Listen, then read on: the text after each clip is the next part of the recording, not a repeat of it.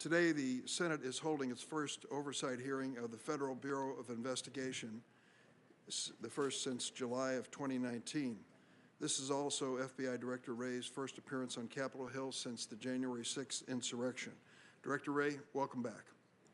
At the outset, I want to extend my condolences for the loss of FBI Special Agents Daniel Alfin and Lauren Schwarzenberger, who were killed last month in the line of duty in South Florida.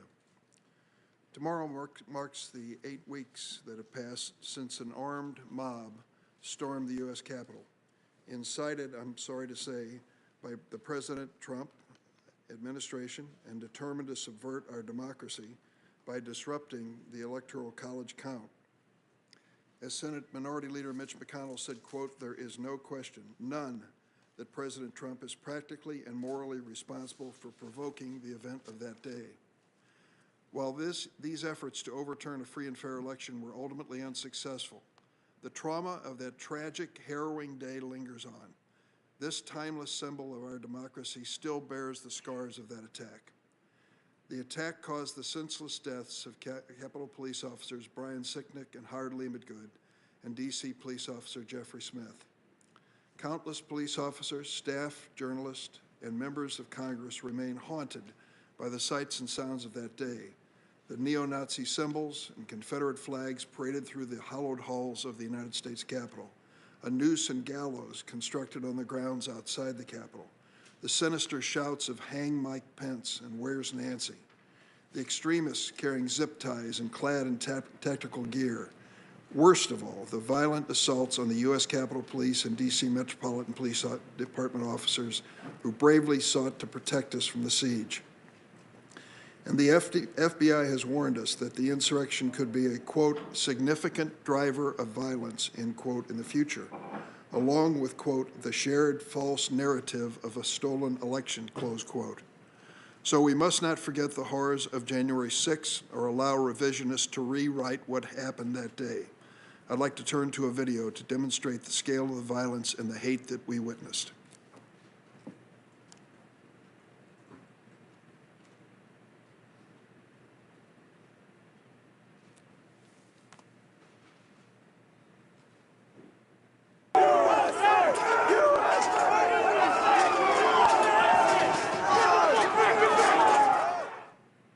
It's just a cloud of smoke, broken flag poles, everything in the rotunda just laying there on the floor.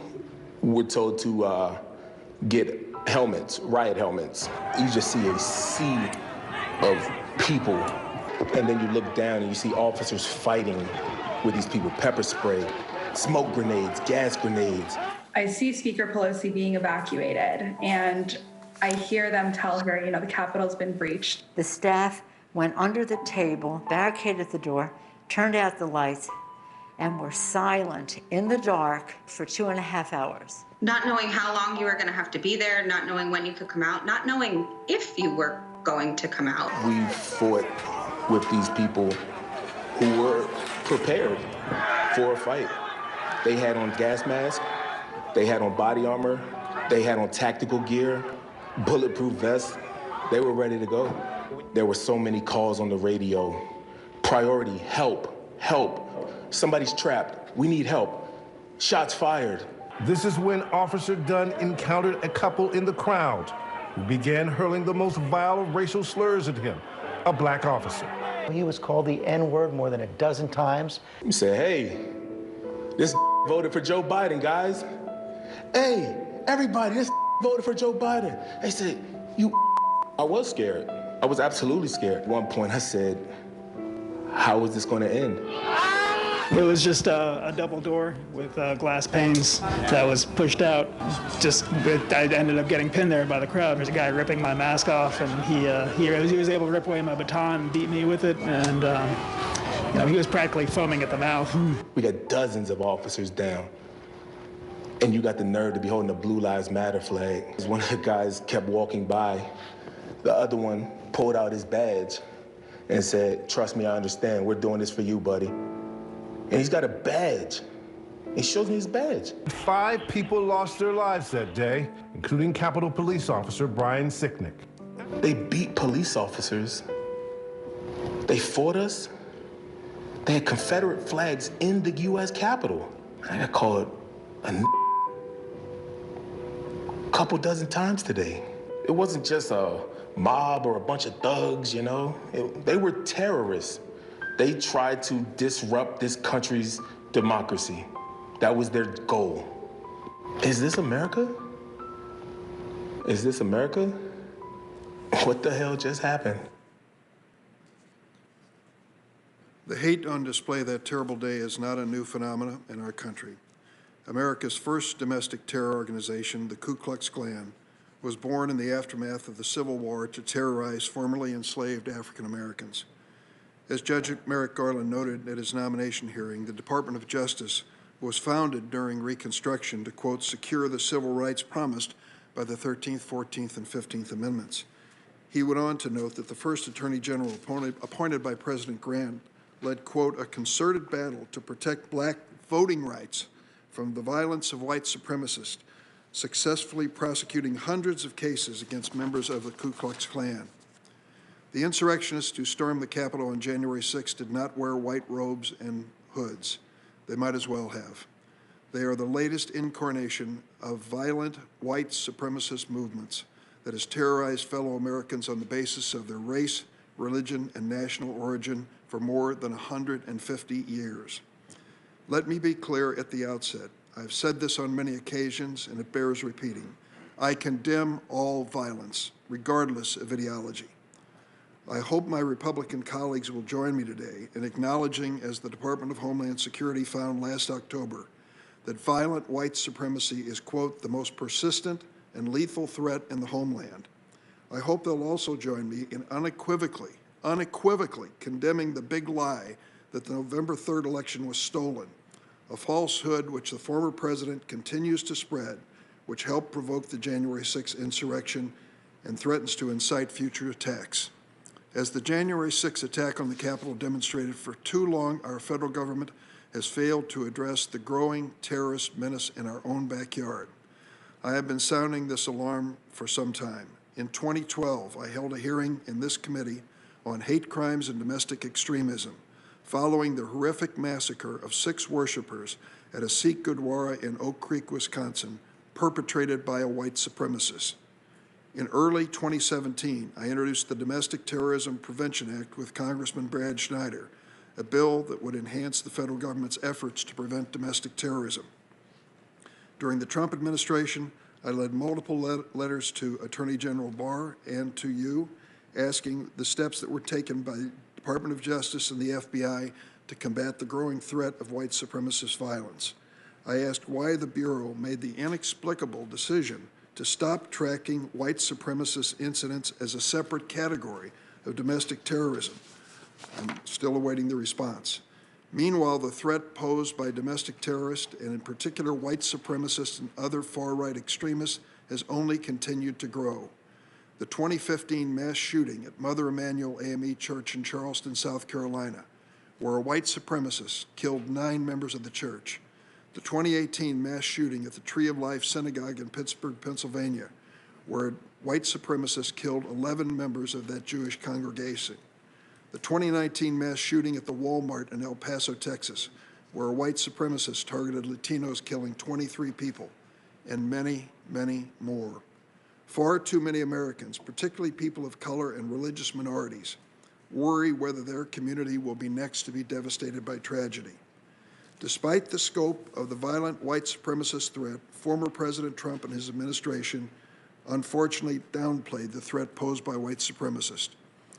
The Trump administration never set up a task force to combat the numerous incidents of deadly terrorist violence by white supremacists and other extremists. It was only after the Black Lives Matter activists protested last summer against police misconduct that the administration found the need to establish a task force to address, and I quote, anti-government extremists. And a recent report in the New York Times details how the Trump administration's baseless efforts to paint the far left as the real domestic terrorism threat, quote, diverted key portions of the federal law enforcement and domestic security agencies at a time when the threat from the far right was building ominously. To put this challenge in context, even conservative writers believe we are now facing a constitutional crisis. For the first time ever, we have failed to have a peaceful transfer of power, and many are questioning the legitimacy of the current administration. The fact that this divisive political force is hateful and violent challenges all of us to redouble our efforts. I join my Republican colleagues unequivocally in condemning left-wing violence, but let's stop pretending that the threat of Antifa is equivalent to the white supremacist threat. Vandalizing a federal courthouse in Portland is a crime. It should be prosecuted to the full extent of the law, but it is not equivalent to a violent attempt to overturn the results of elections, nor is it equivalent to mass shootings targeting minority communities. This false equivalency is an insult to the brave police officers who were injured or lost their lives on January 6th, as well as dozens of others who've been murdered in white supremacist attacks. We need to be abundantly clear that the white supremacists and other extremists are the most significant domestic terrorism threat facing the United States today. I hope everyone in this room can look at the facts and acknowledge this, and we can come together on a bipartisan basis to defeat this threat. Now I'd like to turn to Ranking Member Grassley. Thank you, Mr. Chairman. And thank you, Director Wray, for being here as opposed to being virtual like we have some people testifying. We all agree that what happened at the Capitol January 6th was a desecration of our shared values. It was an attack on the seat of democracy. Those who engaged in violence disgraced our country. And we know the statistics. At least 7 people, including 1 U.S. Capitol Police officer, died as a result of that day. We also know that 2 officers committed suicide, and we know that hundreds were injured. And of course, we expect that God watches over them and their families. Those who broke the law must be prosecuted, and Congress needs answers, especially about one officer, Brian Sicknick, what happened to him. In pursuit of the facts related to January 6th, Senator Durbin and I have sent oversight letters to the FBI and other agencies. To date, we haven't received any productions. It's difficult to hold a hearing today without records. So the FBI must fully respond to Congress. However, I'm pleased to see that many investigative cases are progressing around the country. As I've noted before, the ultimate responsibility for this attack rests on the shoulders of those who unlawfully entered the Capitol. I've also made very clear that everyone involved must take responsibility for their actions that day, including our former president. Now, in the wake of January 6th, we must seriously examine the threats of domestic extremism. But unfortunately, this threat isn't limited to the events of that terrible day. To fully address it, we must examine the forms of domestic extremism that span the ideological spectrum. And I hope this doesn't put me opposite Senator Durbin on this issue, because I just heard him, and I don't think I disagree with anything that he has said. But a narrow view of these matters would be intellectually dishonest. We're not serious about tackling domestic extremism if we tolerate mobs that attack some police officers, but not all police officers.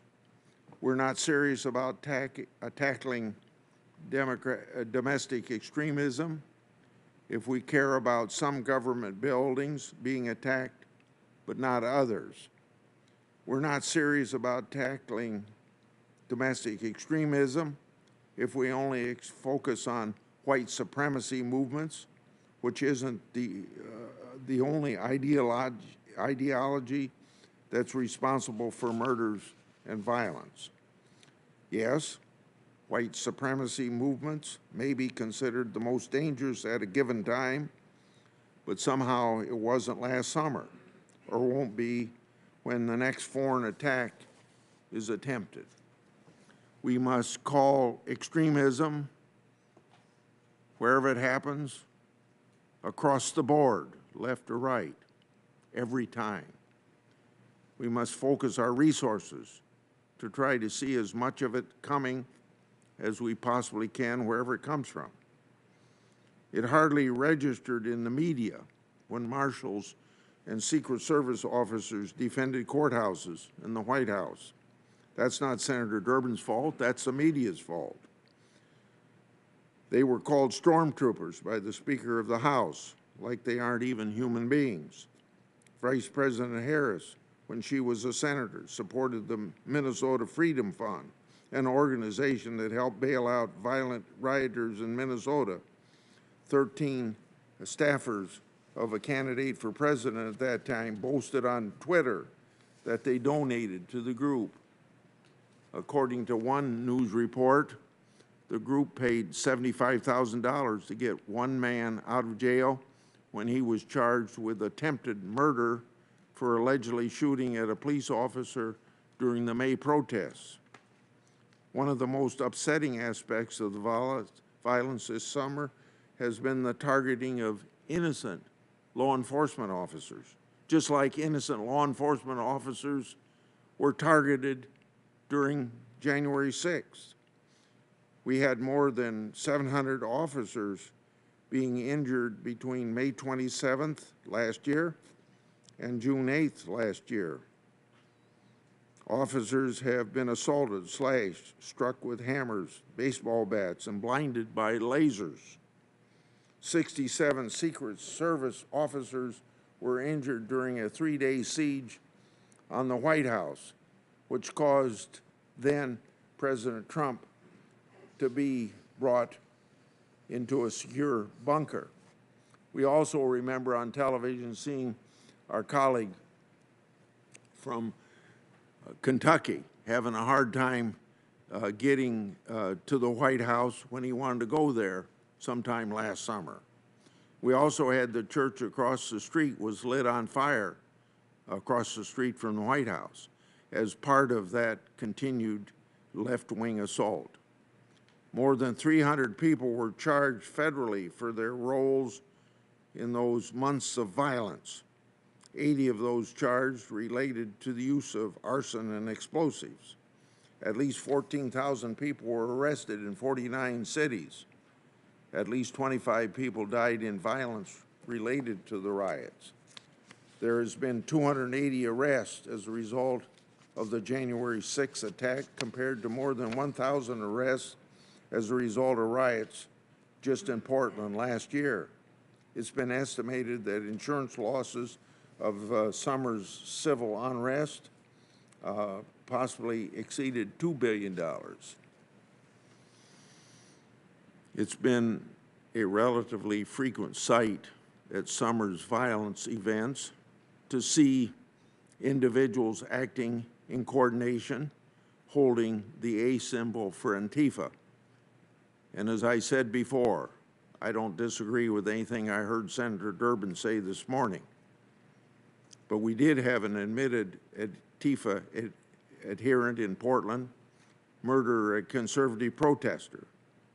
Supporters of that group have been charged federally for promoting riots and using Molotov cocktails, even after President Biden's electoral victory.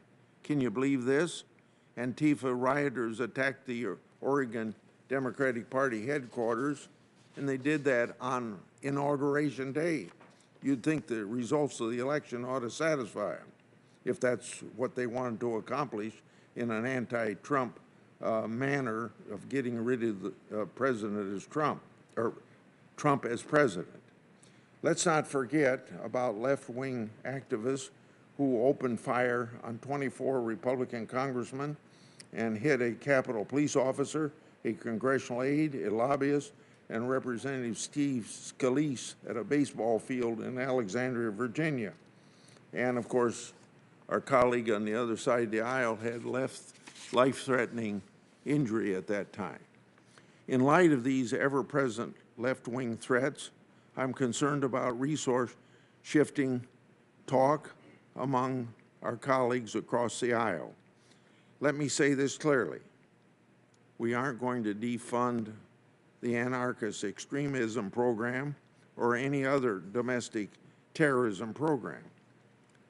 It can't be that the FBI needs a fully funded art theft program but can't afford to fight both right-wing and left-wing extremism.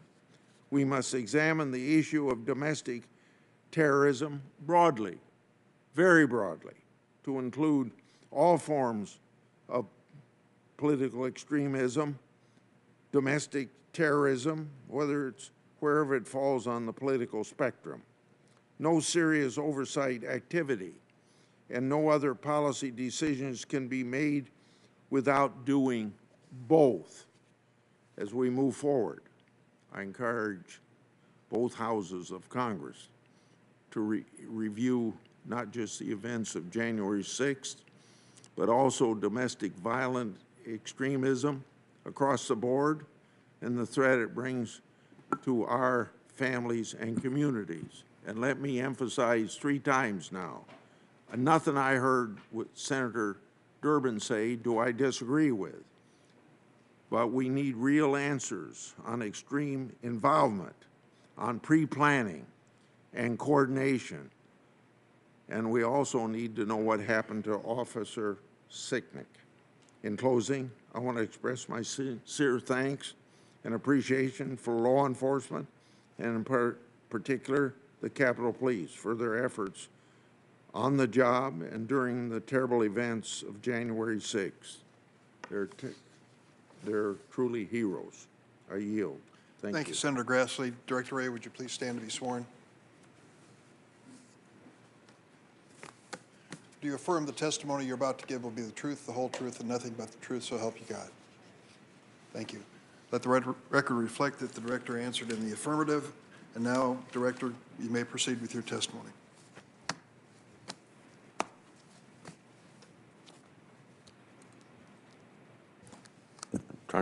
There we go. So good morning, Chairman Durman, Ranking Member Grassley, members of the committee. I appreciate the opportunity to be here today to talk about the great work of the men and women of the FBI. Let me start with a quick update on the investigation into the January 6th attack here at the Capitol. I was appalled, like you, at the violence and destruction that we saw that day. I was appalled that you, our country's elected leaders, were victimized right here in these very halls. That attack, that siege, was criminal behavior, plain and simple, and it's behavior that we, the FBI, view as domestic terrorism. It's got no place in our democracy, and tolerating it would make a mockery of our nation's rule of law. The rule of law, of course, is our country's bedrock, and it's our guiding principle at the FBI. That's why the FBI has been working day and night across the country to track down those responsible for the events of January 6th and to hold them accountable. We're chasing down leads, we're reviewing evidence, combing through digital media to identify, investigate, and arrest anyone who broke the law that day. And our greatest partner in this investigation has been the American people themselves, your constituents. Citizens from around the country have sent us more than 270,000 digital media tips. Some have even taken the painful step of turning in their friends or their family members. But with their help, we've identified hundreds of suspects and opened hundreds of investigations in all but one of our 56 field offices. And of those identified, we've arrested already more than 270 individuals to date, over 300 when you include the ones of our partners, with more subjects being identified and charged just about every single day. The FBI is committed to seeing this through, no matter how many people it takes or how long or the resources we need to get it done. Because as citizens, in a sense, we're all victims of the January 6th assault, and the American people deserve nothing less. Unfortunately, as you noted, Mr. Chairman, January 6th was not an isolated event. The problem of domestic terrorism has been metastasizing across the country for a long time now, and it's not going away anytime soon. At the FBI, we've been sounding the alarm on it for a number of years now. I've been sounding the alarm about domestic terrorism since, I think, just about my first month on the job when I first started appearing up on the Hill. And I've spoken about it in maybe a dozen different congressional hearings. So whenever we've had the chance, we've tried to emphasize that this is a top concern and remains so for the FBI. In fact, we viewed it as such a critical threat that back in June of 2019, under my leadership, we elevated racially and ethnically motivated violent extremism to our highest threat priority, on the same level with ISIS and homegrown violent extremists, where it remains to this day. Now, I'm sure we're going to cover a lot of ground today, but let me make one thing clear. The FBI will not tolerate agitators and extremists who plan or commit violence, period. And that goes for violent extremists of any stripe. As I've said many times, we do not investigate ideology, but we focus on acts of violence and violations of federal law. And when we see those, we will bring to bear the full weight of our resources, our experience, and our partnerships. And when domestic violent extremists use explosive devices, when they attack government facilities and businesses, when they assault law enforcement officers, when they use violence to interfere with the lawful operation of our government, they should expect the FBI to come knocking on their door, no matter where they try to run. Now, of course, these are not the only issues the FBI is focused on every day, and as I hope we'll discuss in more detail this morning, we confront a wide variety of threats in countless other forms, like the solar winds intrusions, which we're working to investigate and counter with our intelligence, law enforcement, and private sector partners, both here and abroad, not to mention a huge range of other cyber threats from nation states, criminals, and toxic combinations of the two, like the vast, unrelenting counterintelligence threat from China, and of course the alarming threat of violence towards law enforcement officers, a threat that's especially close to home here in the Capitol. The attack on January 6th not only resulted in the injuries of over 100 law enforcement officers, but also the tragic death of U.S. Capitol Police Officer Brian Sicknick in the line of duty. The threat of violence to law enforcement is also deeply personal for us at the FBI.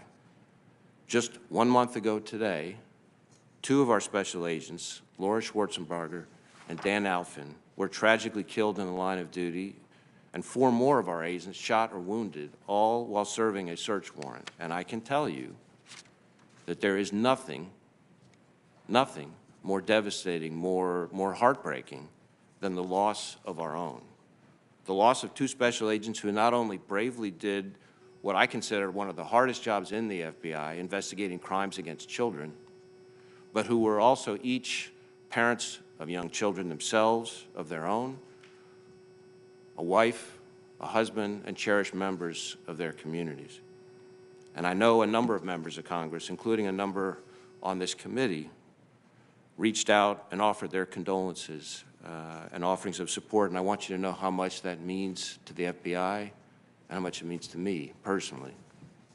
Special Agents Laura Schwarzenberger and Dan Alfin sacrificed their lives that day, like far too many of our law enforcement brethren also killed in the line of duty.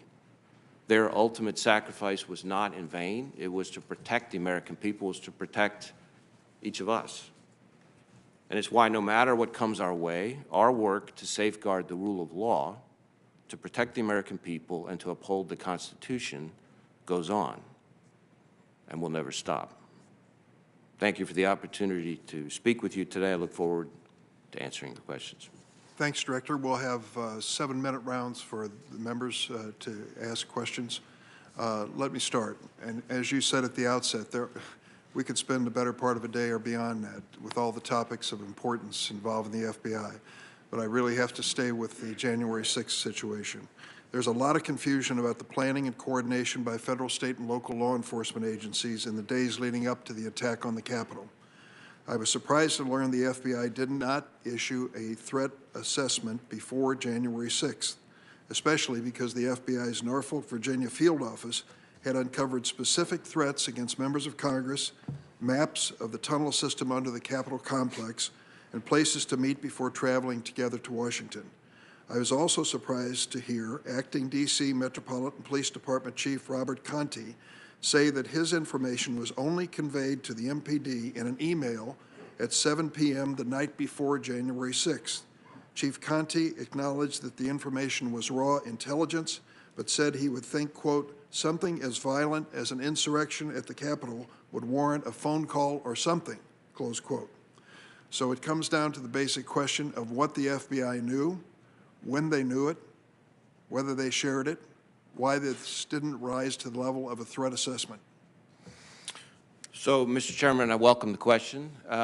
You touched on a number of points there.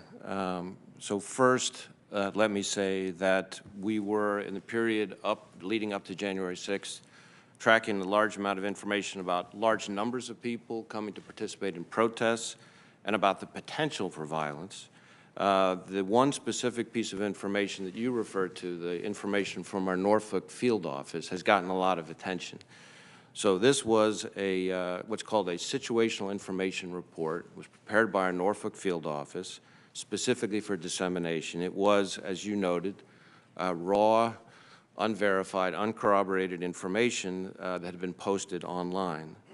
And my understanding was that that information was quickly, as in within an hour, disseminated and communicated with our partners, including the U.S. Capitol Police, including Metro PD, in not one, not two, but 3 different ways. When, can you be more specific on time? 3 different ways. So first, there was an email, as you said, to our Joint Terrorism Task Force, which includes, the Joint Terrorism Task Force includes task force officers specifically selected by their chiefs who participate on the Joint Terrorism Task Forces for the very reason to be that chief's, that department's eyes and ears so that they get the information real time, their departments do. So that's the first piece. Second, in addition to the email, verbally, through the command post briefing that we had, because we had stood up command posts both in the Washington field office and at headquarters, and those command posts included, again, representatives of the relevant agencies, Capitol Police, MPD, et cetera. Verbally, the same information was walked through again. And third, in addition to the email, in addition to the verbal briefing at the command post, the information was posted on what we call LEAP, which is a law enforcement portal, which is made available to law enforcement, not just here in the National Capital Region, but all around the country. Now, again, the information was raw. It was unverified. In a perfect world, we would have taken longer to be able to figure out whether it was reliable, but we made the judgment, our folks made the judgment, to get that information to the relevant people as quickly as possible, like I said, 3 different ways in order to leave as little as possible to chance. Now, I didn't see the report myself even until after the 6th. But the way in which it handled, at least as I understand it, strikes me as consistent with our normal process. Director, I was surprised to see that reporting that dozens of individuals on the terrorist screening database, also known as the terrorist watch list, traveled to D.C. in the days leading up to the attack. I would have expected the FBI's Terrorist Screening Center to be aware of air travel by watch-listed individuals to the Washington, D.C. area. Did the TSC notice an uptick in travel by watch-listed individuals before January 6th? If yes, what steps did they take? Or did the FBI take, in more general terms, to make sure other departments and agencies knew these dangerous individuals were on their way to the Capitol? So when it comes to the watch list, I think there's a couple things I could say here today. So one is, I do know that in a number of instances there were individuals on whom we had previously predicated investigations that we saw getting ready to potentially travel. And these are not large numbers, but a handful of people. And in those instances, in a number of instances, we had agents in their home states or home cities approach those individuals, interview them. Even if we didn't have a basis to charge somebody, it dissuaded a number of those people from traveling. I guess the second thing I would say is that sometimes there's a little confusion on the whole watch listing concept. There's a true no-fly list, which is what applies to individuals who, under the rules, provide a threat to aviation itself. And then there's what we sometimes refer to as selectees, which are individuals that can't necessarily be barred in the same way from traveling, but in which there's notice given to the agents investigating those individuals, and that information is then passed on. So in a number of instances, that happened in the period leading up to the 6th. I don't have numbers for you, though. I just have a minute left, but I want to address what I consider the next big lie after the lie that the president really won on November 3rd, President Trump. The next big lie appears to be the argument that somehow or another those were not Trump supporters who invaded the Capitol. It made the rounds on the internet right before they came into the building and has been gaining momentum ever since. I'd like to ask you, Director Wray, do you agree that the Capitol attack involved white supremacists and other violent extremists? Certainly, the Capitol attack involved violent extremists. As I said, we, the FBI, consider this a form of domestic terrorism. It included a variety of backgrounds. Certainly, there were quite a number. We're seeing quite a number as we're building out the cases on the individuals we've arrested for the violence. Quite a number who what we would call sort of militia violent extremists. So we've got a number who self-identify with, the Proud Boys or the Oath Keepers, things like that.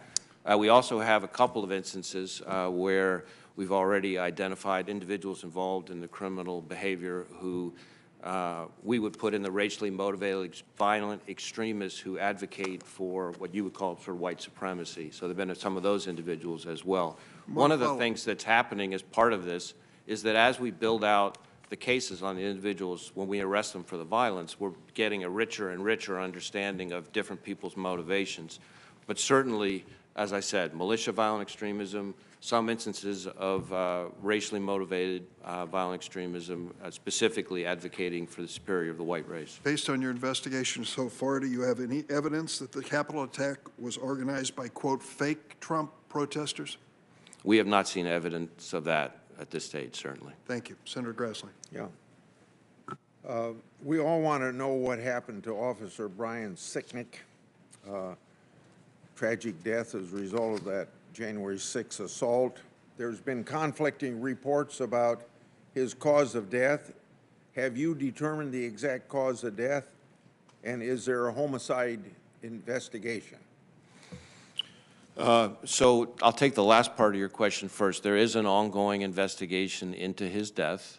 I have to be careful at this stage, because it's ongoing, not to get out in front of it. But I certainly understand and respect and appreciate the keen interest in what happened to him. After all, he was here protecting all of you.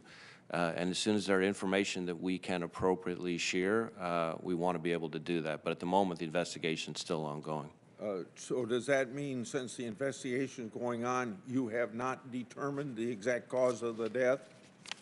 That means we can't yet disclose a cause of death at this stage. But you have determined the cause of death. I didn't say that. We're not at a point where we can disclose or confirm a cause of death. It's important for the committee to fully understand the FBI's caseload regarding domestic extremism cases. I have a series of data-driven and data-centered questions for you that I'll give a list of these in sequence. I'd prefer the answers now, but if you don't have them, I'll accept those answers after the hearing as long as you commit to do so. So this is a series of questions. What percentage of your investigation regarding January 6th are predicated as racially motivated violent extremists or white supremacists originated individuals? Secondly, what percentage of our other extremist ideologies for domestic violence extremists, homegrown violence extremists, and international extremists? how many total FBI investigations are ongoing? And of that figure, 1, how many are motivated by jihadist ideology? How many are motivated by white supremacy ideology? And how many are motivated by left-wing anarchist ideologies? We need data, and I hope you see our need for this data. So can you answer those now, or do you want to get back in writing? Well, I will certainly get back to. I'm aware that that we've gotten a letter that goes through in quite detail a number of specific data requests, and we're working on that response as we speak. There are probably some things I could say sitting here right now. As I said to the chairman, although I don't have the percentage for you, the attackers on January 6th included a number, and the number keeps growing as we build out our investigations of what we would call militia violent extremism. And we have had some already arrested who we would put in the category of racially motivated violent extremism, white as well. Those would be the categories so far that we're seeing as far as January 6th. Now, looking back, bigger picture, because I think the rest of your question goes more to our caseload overall, I could say a number of things on that. In terms of domestic violent extremism, domestic terrorism, that number is now, has grown steadily on my watch. So we've increased the number of domestic terrorism investigations from around 1,000 or so when I got here to up to about 1,400 at the end of last year to about 2,000 now. That's domestic terrorism overall. When it comes to racially motivated violent extremism, that number, again, number of investigations and number of arrests has grown significantly on my watch. And the number of arrests, for example, of racially motivated violent extremists who are what you would categorize as white supremacists last year was almost triple the number it was in my first year as director. And when it comes to anarchist violent extremists, which is another category that you asked about, that number has also grown over the course of my tenure. Last year, I think we had more arrests of anarchist violent extremists than in the prior 3 years combined. Can I stop you there? Yeah. Because you've done a good job of giving us the overall view, and I assume in writing we can get specific answers, and the numbers are very important. Data is very important. Former acting DHS Secretary Wolf has stated, quote, or not quote, that the lack of visibility into the anarchist extremist movement may have caused the federal government to be underprepared for the riots this summer. Former Attorney General Barr stated that the FBI has robust programs for white supremacy and militia extremism, but is significantly weaker anarchist extremism program. So unless you disagree with Wolf or Barr, how do you plan to make your left-wing anarchist extremism program as robust as your white supremacy and malicious extremism program? Well, I think that's a long and complicated question to answer in a sense, but I'll give you a few things for right now. One is, I think, as with any domestic terrorism threat, or frankly any counterterrorism threat more broadly, we're always looking to develop more and better sources so we get more visibility and insight into the plans and intentions, tactics, procedures, et cetera, of any group of violent extremists. Another is to get better at learning how to navigate around some of the operational tradecraft that they use. So the more times, the more arrests we see, and this is relevant both for the anarchist violent extremists and for the racially motivated violent extremists, for example, the more of the arrests that you see, while that's obviously good news for everybody that we're arresting people who need to be arrested, there's a whole other part of that that's really important that I want to emphasize, which is the more arrests we make, the more from those cases we learn about who else their contacts are, what their tactics are, what their strategies are, et cetera. And that makes us smarter and better able to get in front of the threat going forward. Mr. Chairman, can I ask one very short question that I think will give a short answer? And then I'll submit questions in writing if we don't have a second round. Why hasn't the FBI produced the January 5th, 2021 Norfolk memo to Congress? So that information is law enforcement sensitive. I'm aware of the interest, and I think part of the reason it had been withheld in consultation with the department had been the ongoing investigations that we have. But I certainly understand the interest, and I can commit to you that I will get with my staff and see if we can make that available. Okay, thank you. Senator Leahy by remote. Chair, am I unmuted now, Mr. Chairman? Yes, you are. Thank you. Director Wray, thank you for being here. I don't envy you your job at all. It, you know, for those of us who've been here a long time, we've seen the changes, dramatic changes that go on in what you face. You've always spoken about the truth about the threat of domestic terrorism, and I know that sometimes it's been politically difficult to do so. You have to deal with reality. You can't deal with the politics. So I'll ask you a few quick questions. Begin with, do you stand by your previous testimony that white supremacist extremism is the dominant, most persistent source of domestic terrorism threats we face today? Sorry, I couldn't hear the last part of the question, which I think may be the key part, so I just want to make sure. Right. Do you stand by your previous testimony that white supremacist extremism is the dominant, most persistent source of domestic terrorism threats we face today? I would certainly say, as I think I've said consistently in the past, that racially motivated violent extremism, specifically of the sort that advocates for the superiority of the white race, is a persistent, evolving threat. It's the biggest chunk of our racially motivated violent extremism cases for sure, and racially motivated violent extremism is the biggest chunk of our domestic terrorism portfolio, if you will, overall. I will also say that the same group of people we're talking about have been responsible for the most lethal attacks over the last, say, decade. And when I look at what happened on January 6th, it appears that right-wing white supremacist groups played an instrumental role in the violent assault. Is that your conclusion also? Well, let me answer that this way. I think we're basically saying the same thing. I mean, we don't tend to think, we at the FBI don't tend to think of violent extremism in terms of right, left.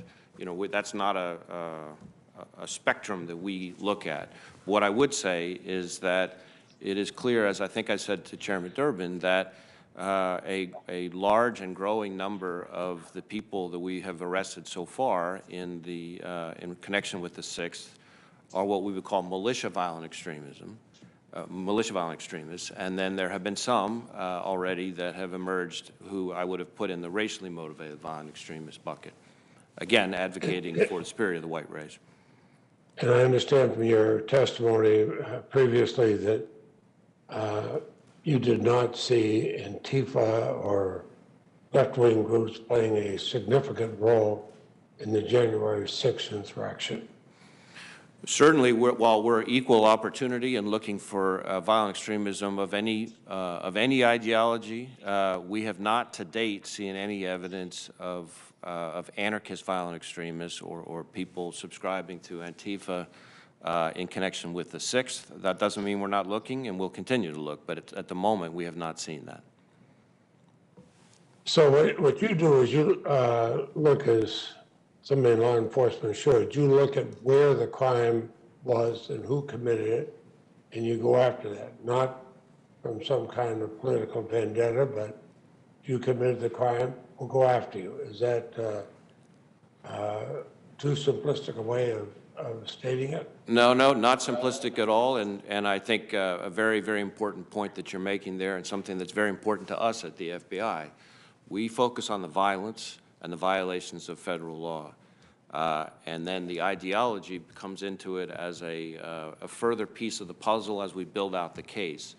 But our focus is on the violence. We don't care what ideology motivates somebody, as Judge Garland, I think, himself said just last week, we don't care whether it's left, right, up, down, diagonal, or any other way. If the ideology is motivating violence and it violates federal law, we're coming after it. Well, I know you're going to come before our Appropriations Committee, Senator Durbin and I are on that, and others for a classified briefing. And so I won't go into some of the classified parts. But we are going to talk to you, and I certainly, as chair of that committee, very interested in resources. You got a finite number of resources, and you have an infinite number of problems. So you have to prioritize them.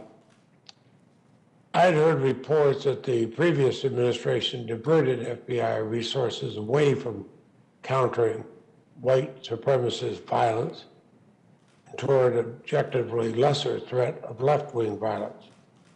Were you directed at all to shift resources away from right-wing extremists? We did not receive direction to, nor did we separate or divert resources away from tackling racially motivated violent extremism, white, over to anarchist violent extremism or anything along those lines. In fact, as I've said, I elevated racially motivated violent extremism, the vast majority of which is of what you would call white supremacist violence, to our highest threat priority where it has stayed, and that drives resources, that drives the collection requirements for all of our field offices, and I think the results speak for themselves. We have significantly grown the number of investigations and arrests in the category that you're asking about. It was up to about 1,400 by the end of last year, and it's up to about 2,000 now, which is doubled where it was at the pace when I started this job. Well, and that's why I would expect you to go where the crimes are and go after it. But we've seen a lot of hate crime, certainly concerns of the hate crimes against Asian Americans. I was the lead co-sponsor of the Matthew Shepard Hate Crimes Prevention. But now, when we see the increases, a recent FBI report indicates that 87% of law enforcement agencies participating in the FBI's hate crime data collection have reported 0 hate crime incidents within their jurisdictions. Do you think that's accurate? Well, certainly we are constantly trying to improve the quality and quantity of reporting on hate crimes. I think we know that historically hate crimes are underreported.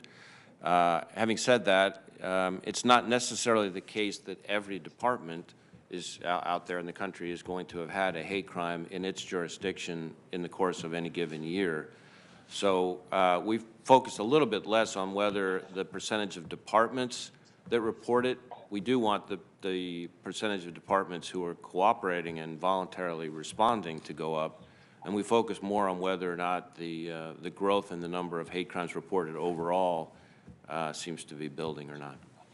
Well, certainly I have other questions for the record, but you've testified before about a fusion cell developed to address both hate crimes and domestic terrorism. Has that been helpful? It has. So what you're referring to is something that I put in place, I guess about 18 months, maybe 2 years ago.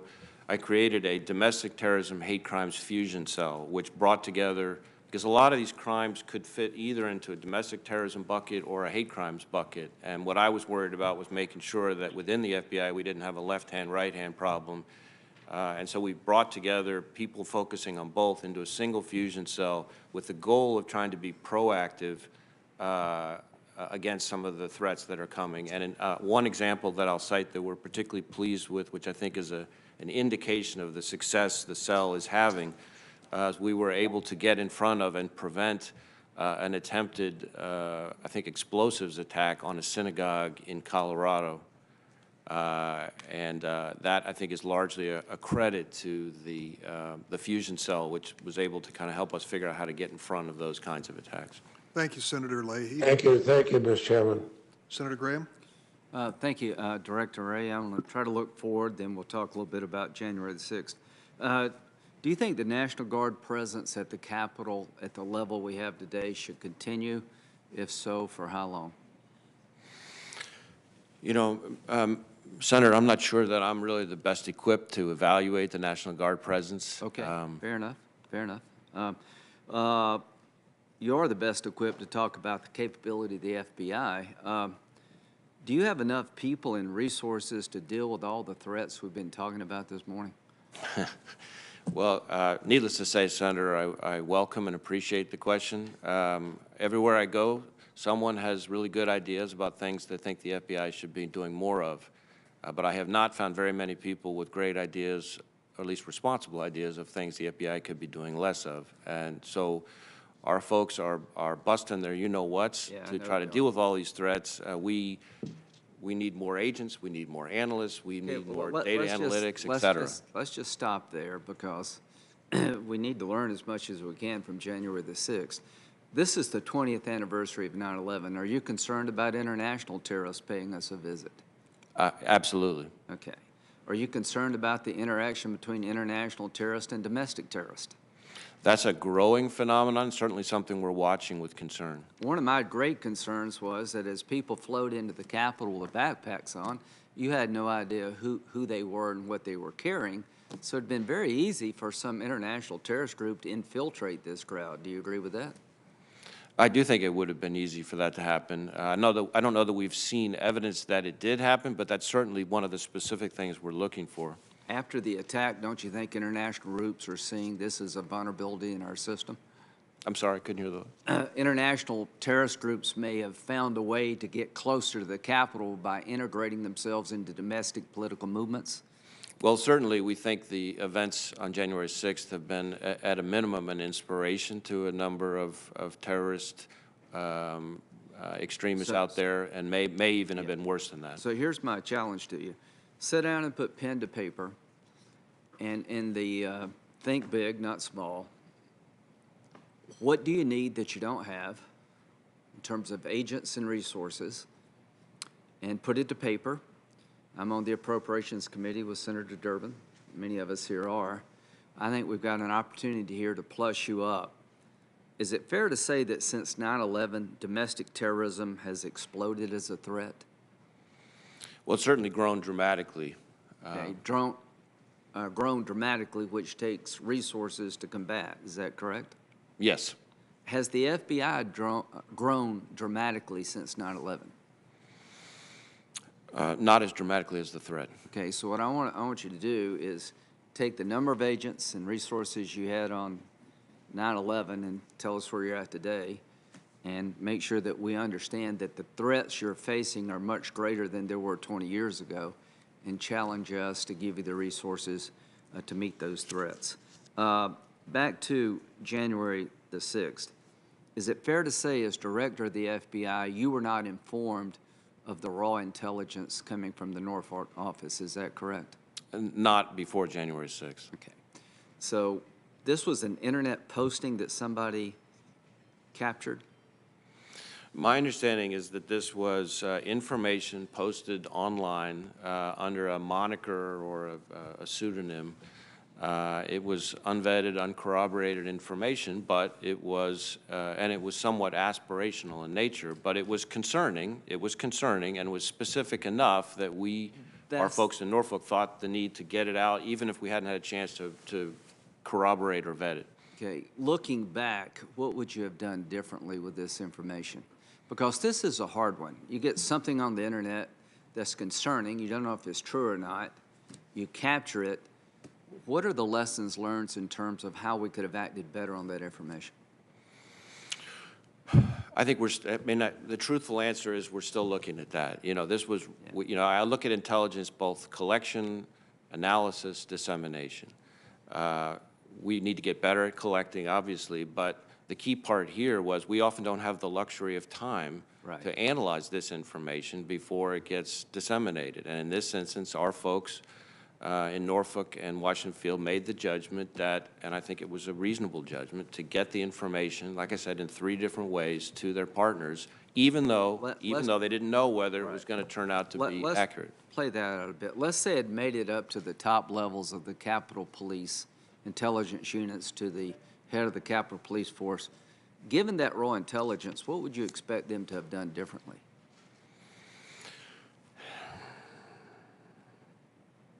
You know, I really want to be careful not to be an armchair quarterback See, here. that's the problem, because I don't know how to answer that question myself. Because you can capture stuff today that may foretell an attack tomorrow, but how much? This is a problem. I just don't want people to run down the road. There's an Intel screenshot. I mean, there's a screenshot on some computer somewhere. We need to turn the whole government upside down. It's just a tough situation. Is the Proud Boys, are they a domestic terrorist group? Well, I don't think we have treated the Proud Boys itself as a domestic terrorism group, but we certainly have individuals. What does it take to make the list? Well, there is, as you may know, Senator, under federal law, under U.S. law, there is no list of domestic terrorism organizations the same way there is for foreign terrorist organizations. Well, let's think about that in the next 47 seconds. Oath Keepers, are they a domestic terrorist organization? Again, as with Proud Boys, we have individuals who associate themselves with that group who are Was Antifa a domestic terrorist organization? Same thing, same answer? Same answer. So why don't we think about how to gather better information and expose some of these groups?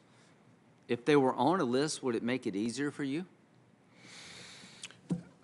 I think the issue of whether or not to designate or have a formal mechanism for designating domestic terror groups in the same way we do with, say, Al-Qaeda or ISIS, I think there's reasonable debate about whether or not it would really advance the needle. Is the KKK a domestic terrorist group?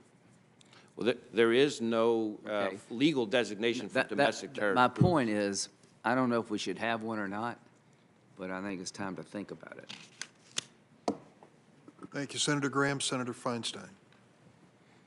Thanks very much, Mr. Chairman, and welcome.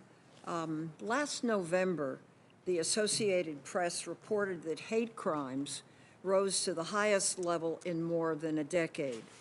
The AP also reported that the United States recorded the most hate-related killings since the FBI began collecting data in the 1980s. Despite this finding, only about 14% of the agencies in the FBI hate crimes report indicated that hate crimes occurred in their jurisdictions. So here's the questions. What actions are you taking to make it easier for local agencies to collect and report this data to the FBI? So I appreciate the question. As your question references, we do know that there is a phenomenon that I think is fairly widely accepted of underreporting of hate crimes. And so even though the number of hate crimes reported continues to grow, we don't know whether that means the number of hate crimes is growing or whether the number of reports of it is now starting to grow. We are trying to do a lot, and we do hundreds of these outreach, training, et cetera, of state and local law enforcement to help them understand better how to identify and report hate crimes. We also have a manual that we put out that helps explain better how to identify that. Of course, a lot of times the offenses that they're looking at under state and local laws don't necessarily come with a neat label that says this is a hate crime on it, and so that's part of the challenge. But we're working with them to try to improve awareness so that we can get better reporting on the subject. Well, that's certainly appreciated. I want to ask about the threat of domestic terrorism by white supremacists. It isn't new, but it's gained a lot of attention within intelligence circles in recent years, and it's the biggest domestic terrorism threat, I understand. Last year, you testified before the House Homeland Security Committee that, quote, the most lethal of all domestic extremists since 2001 have been racially and ethnically motivated. Similarly, the former acting DHS secretary testified before the Senate that, quote, white supremacist extremists, from a lethality standpoint over the last 2 years, particularly when you look at 2018 and 19, are the most persistent and lethal threat when we talk about domestic extremists. Why is the threat of white supremacist terrorism so prevalent in this country? You know, I think that's some of that is a sociological question that I'm not sure that I'm really the right person to address. Certainly, as you say, it has been the biggest chunk of our racially motivated violent extremism cases, and itself the biggest chunk of our domestic terrorism caseload overall. And the most lethality over the last decade has been from these same extremists. The things that drive these people, you know, I think range. One of the things that we struggle with in particular is that more and more the ideologies, if you will, that are motivating some of these violent extremists are less and less coherent, less and less linear, less and less easy to kind of pin down. In some cases, it seems like people coming up with their own sort of customized belief systems, a little bit of this, a little bit of that, and they put it together, maybe combined with some personal grievance of something that's happened in their lives, and that drives them. And so trying to get your arms around that is a real challenge. Let me move on. There's been a spike in gun sales during the pandemic. The New York Times reports that approximately 2 million guns were purchased in March of 2020. That's the second highest month ever. According to a July Politico article, there were 823,273 NICS checks in March of 2019 versus 1.4 million in March of 2020. So in March of 2020, NICS blocked more than double the amount of the year before, a whopping 23,692 gun sales in 1 year. Simply put, there's been a dramatic rise in gun sales that's likely going to require some further action. What have you seen, and what will the FBI be doing and/or recommending? So in terms of what we're seeing, because we all share the goal of trying to keep guns out of the hands of those who are legally prohibited from possessing them, which is, of course, the whole point of why NICS exists. Last year, as you say, we've seen a significant increase. I think, last time I checked, I think it was something like of the top 10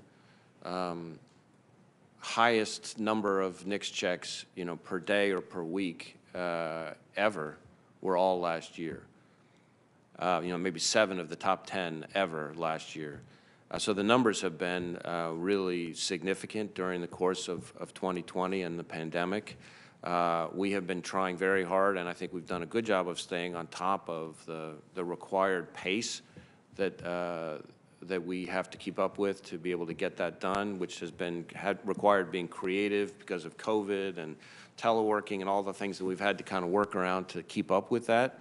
But it is a challenge, and I think the budget requests that we've had recently have asked for more resources for NICS because we need to try to keep up with that pace. Thank you. As early as December 29th, the FBI warned about the potential for armed demonstrators targeting legislatures. The former chief of Capitol Police, as well as the House and Senate sergeants of arms, have testified that they did not see the FBI's warning on the eve of January 6 about potential violence in the Capitol. When did you first receive intelligence about the possibility of an attack on the Capitol on January 6? And what happened to the process that people weren't seeing the warnings?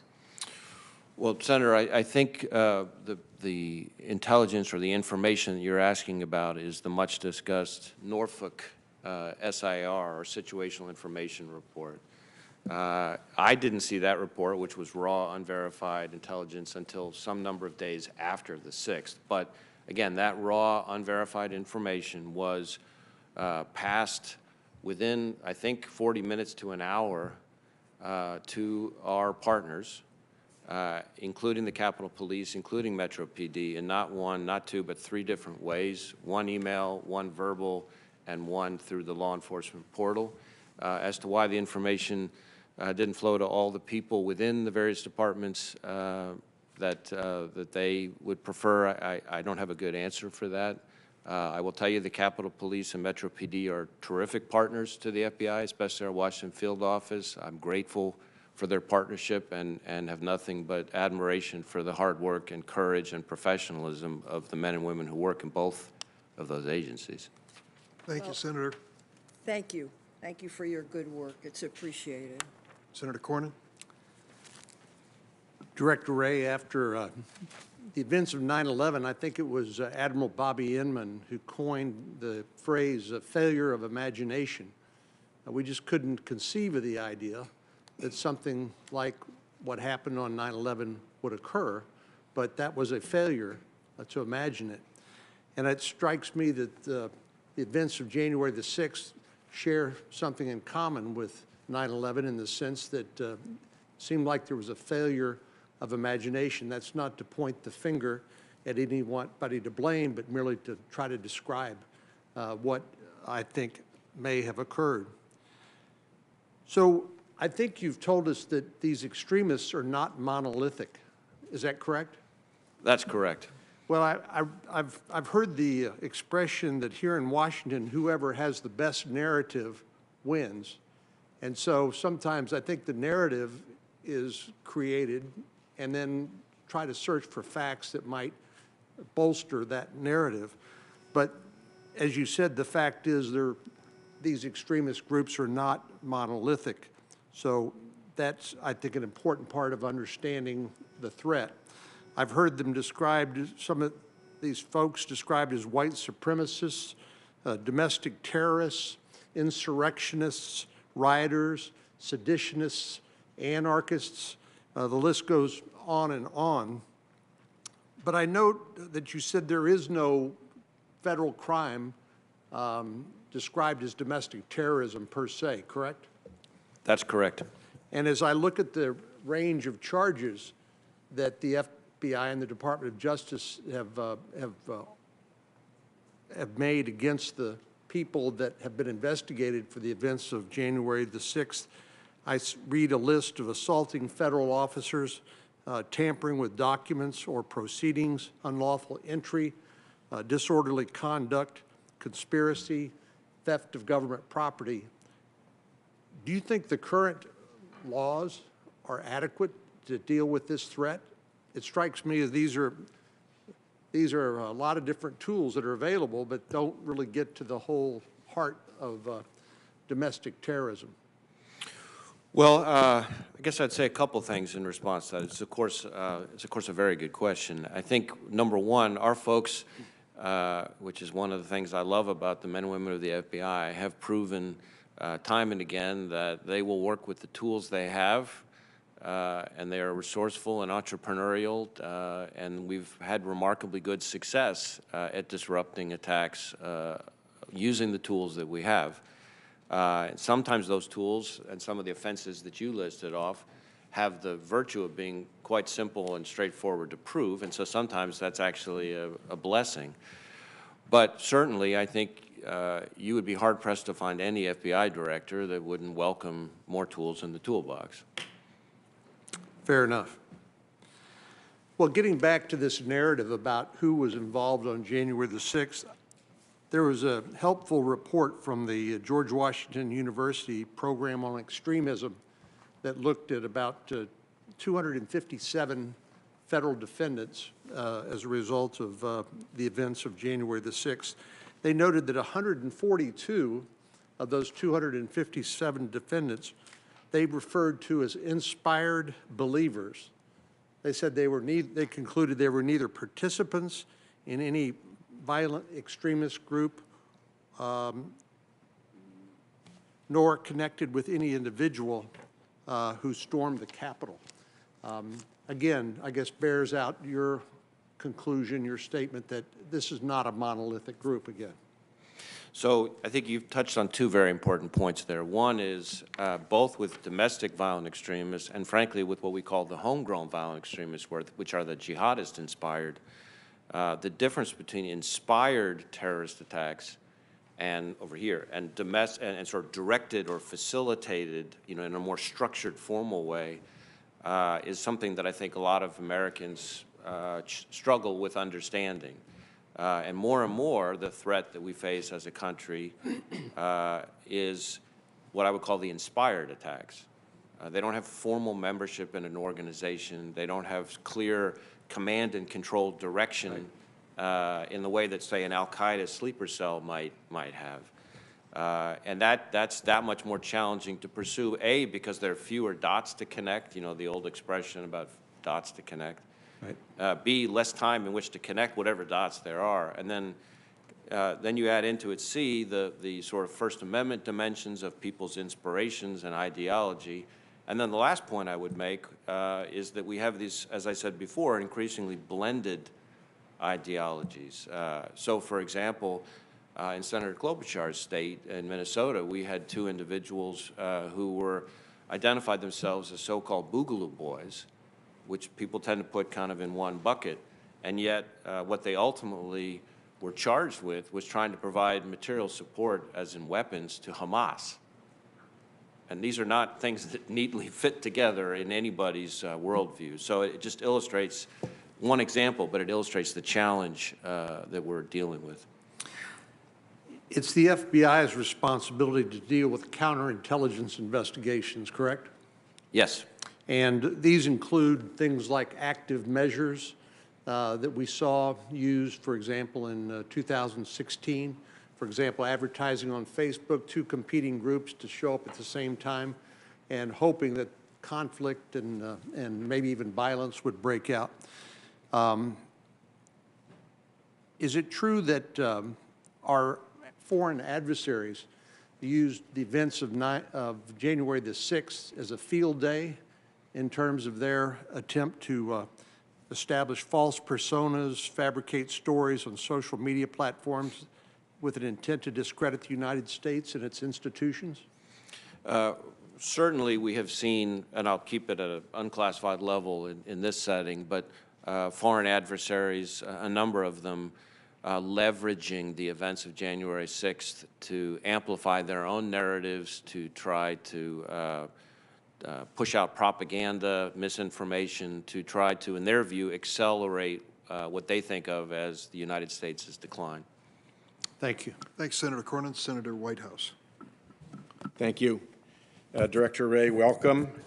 Before we get to the business of this hearing, we've got some, in fact, a lot of unfinished business. Do you know how many questions for the record the FBI failed to answer in the last 4 years? I do not. Well, I'll tell you.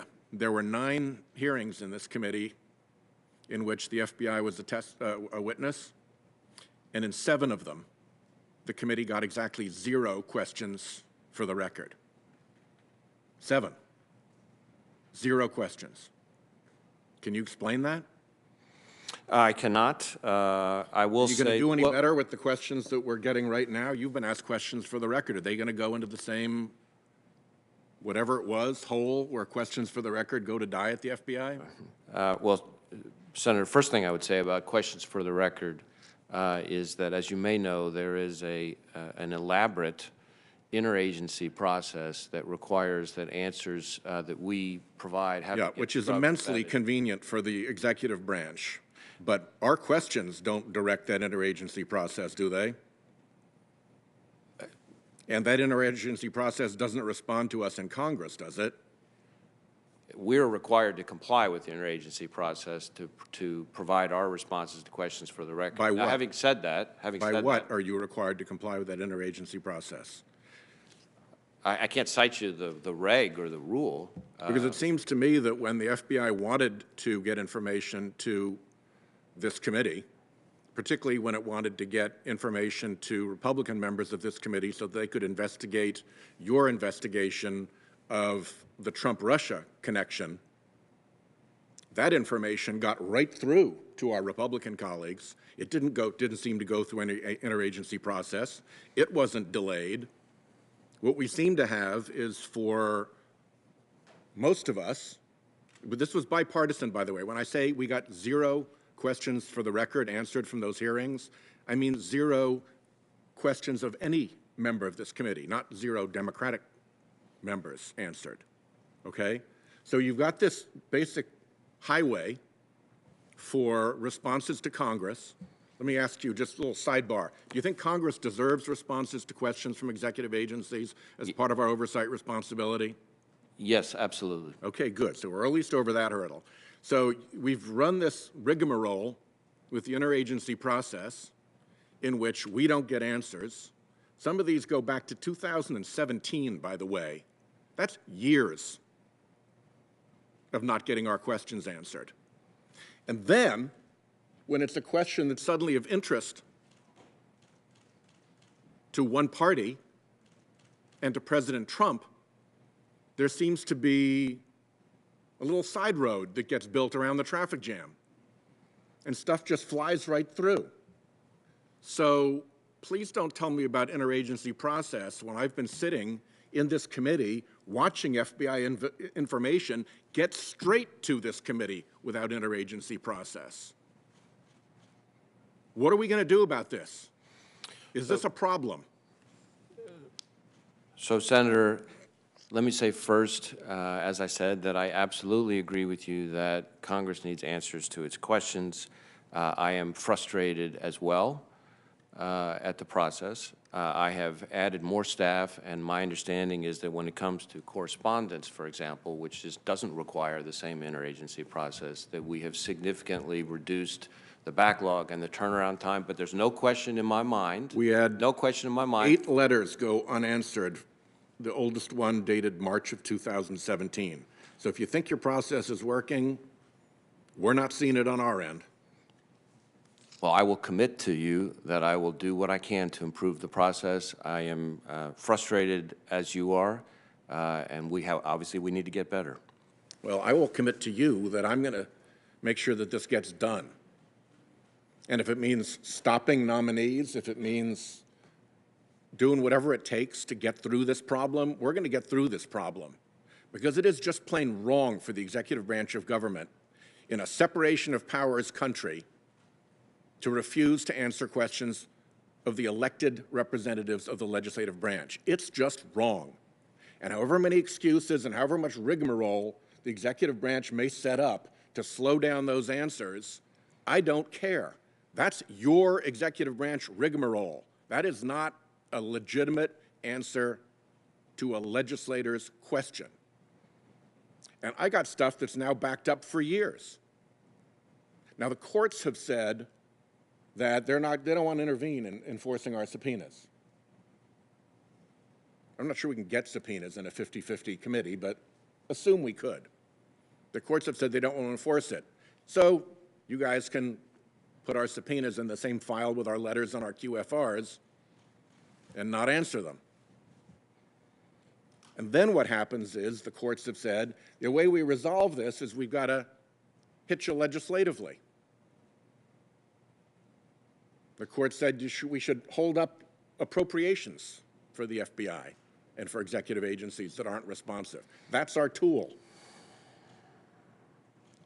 Your people do good work, Director Wray. I don't think you want that to be our tool. But you can't be in a situation in which you don't answer our questions, you create rigmarole logjams, and when there's a political interest in getting information out to the committee, suddenly none of that rigmarole pertains. Suddenly, everybody gets their hands on all the information that they need just as soon as they need it.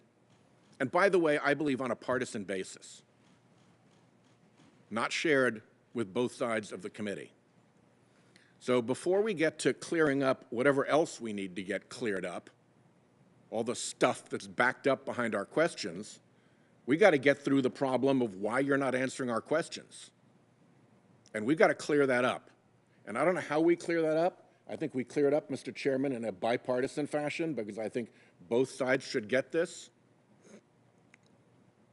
But this business of years going by of hearings in which 0 QFRs get answered and letters that get thrown off into the don't care to answer that one pile.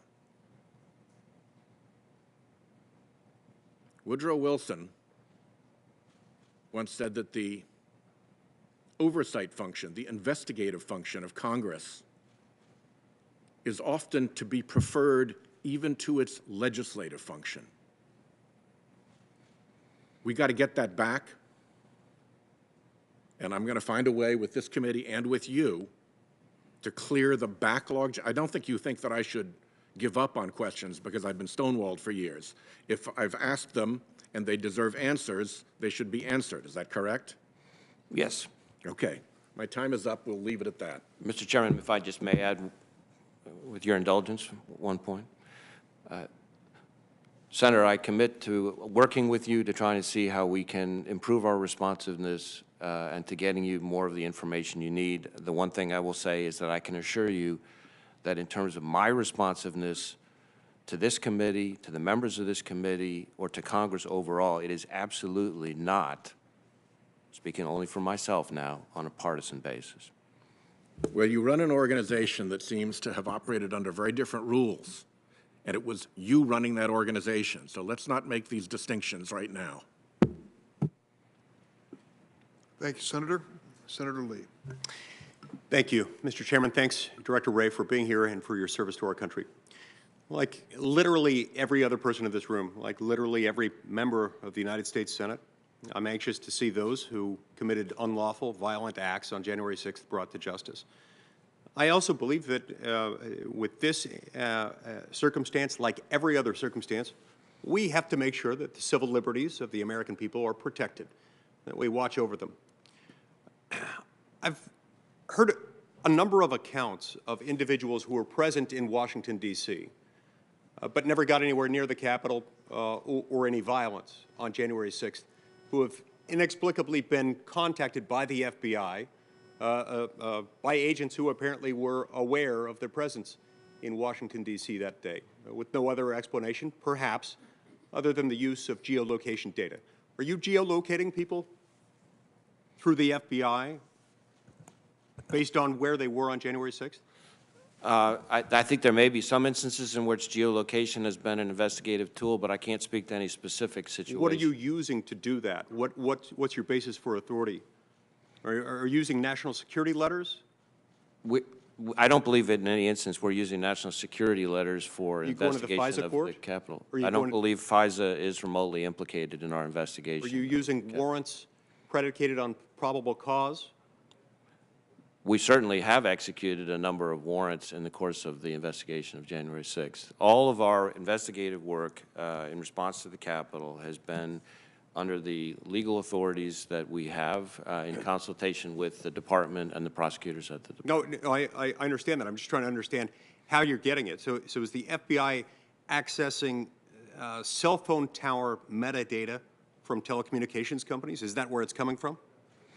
Again, without knowing the specifics, without being able to drill into the specifics, it's hard for me to answer your question in a way that I think you would. Are there instances in which you're interviewing people based solely on information derived from a telecommunications provider, providing geolocation information indicating that they were on or near the National Mall on January 6th?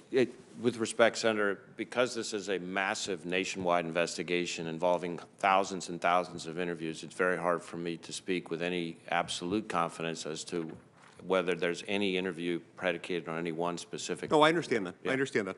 And I certainly wouldn't expect you to be aware of every circumstance. I would, though, like to know whether you're doing that at all, whether that is ever the basis for it. I would appreciate if you could answer that. If you're not aware of it right now, that's great. But if you could let me know sometime today or tomorrow, that'd be great. I'm sure there's someone who can provide a yes or no answer to that question.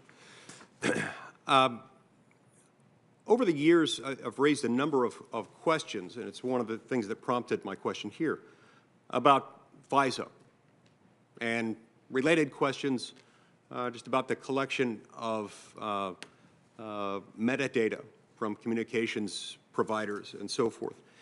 Over the years, and by over the years, I mean literally over the last 10 years, the entire 10 years I've served as a member of this committee and as a member of the United States Senate, I've been told fairly consistent answers under different FBI directors and different presidential administrations run by different parties.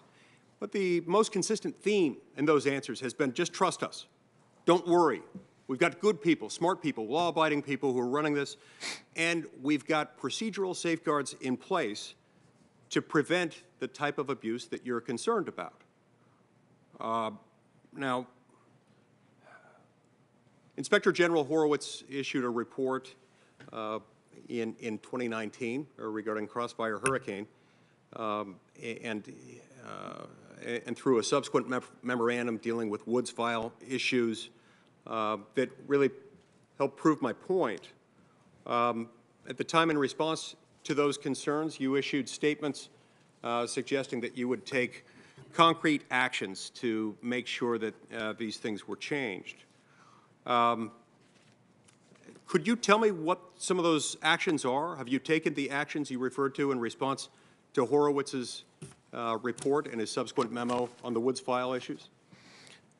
Yes, Senator, I welcome the question. So first off, as you may know, we accepted all of the findings and recommendations in the Inspector General's report. I ordered, at the time, over 40 corrective actions to go above and beyond the recommendations of the Inspector General's report, and those have been implemented.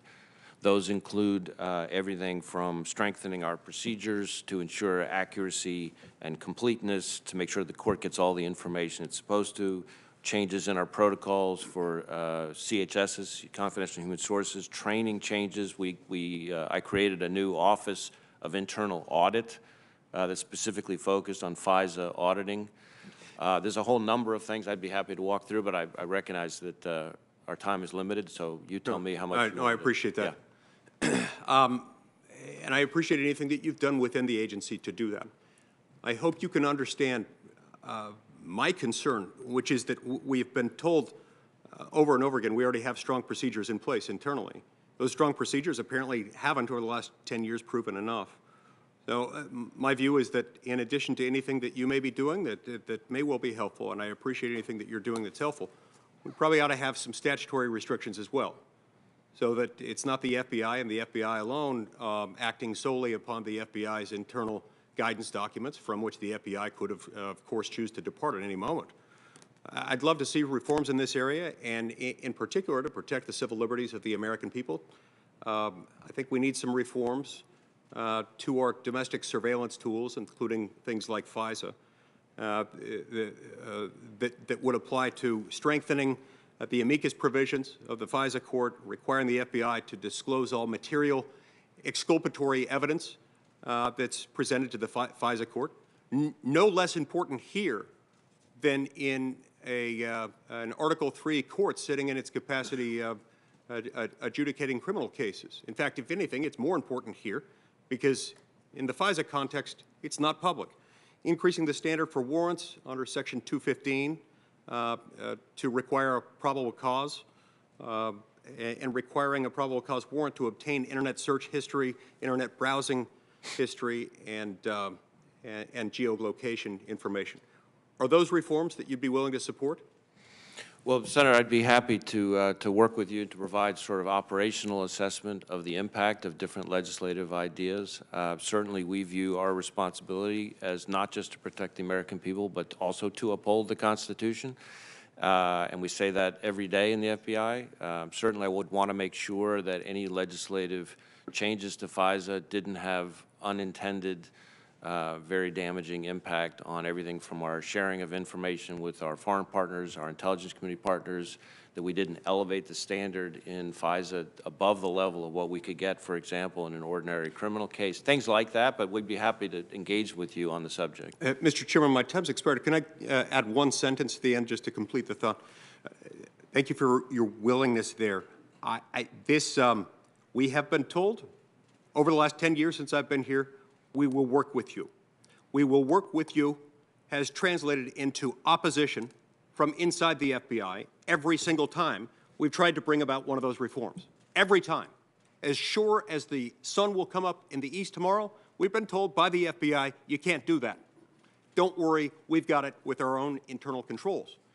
I hope you'll be sympathetic to me this time around, recognizing that I've been told that over and over and over again. And we're not going to accept that answer anymore. Thank you. Thank you, Senator Lee. Senator Klobuchar. Thank you very much, Mr. Chair. Welcome, Director Wray. You and I have talked many times, and I appreciate the work of your agents in Minnesota, whether it's investigating buildings that have been attacked and burned, or whether it is the work that your agents did in investigating the bombing of a mosque in Minnesota, which resulted in indictments and conviction. So I thank you for that. So last week I chaired a joint hearing of the Rules and Homeland Security Committees on what happened on January 6th. We're having another joint hearing with Homeland Security tomorrow. Several members of this committee participated in that. And I want to start out with something that became an issue in the hearing, really because of one member's questions.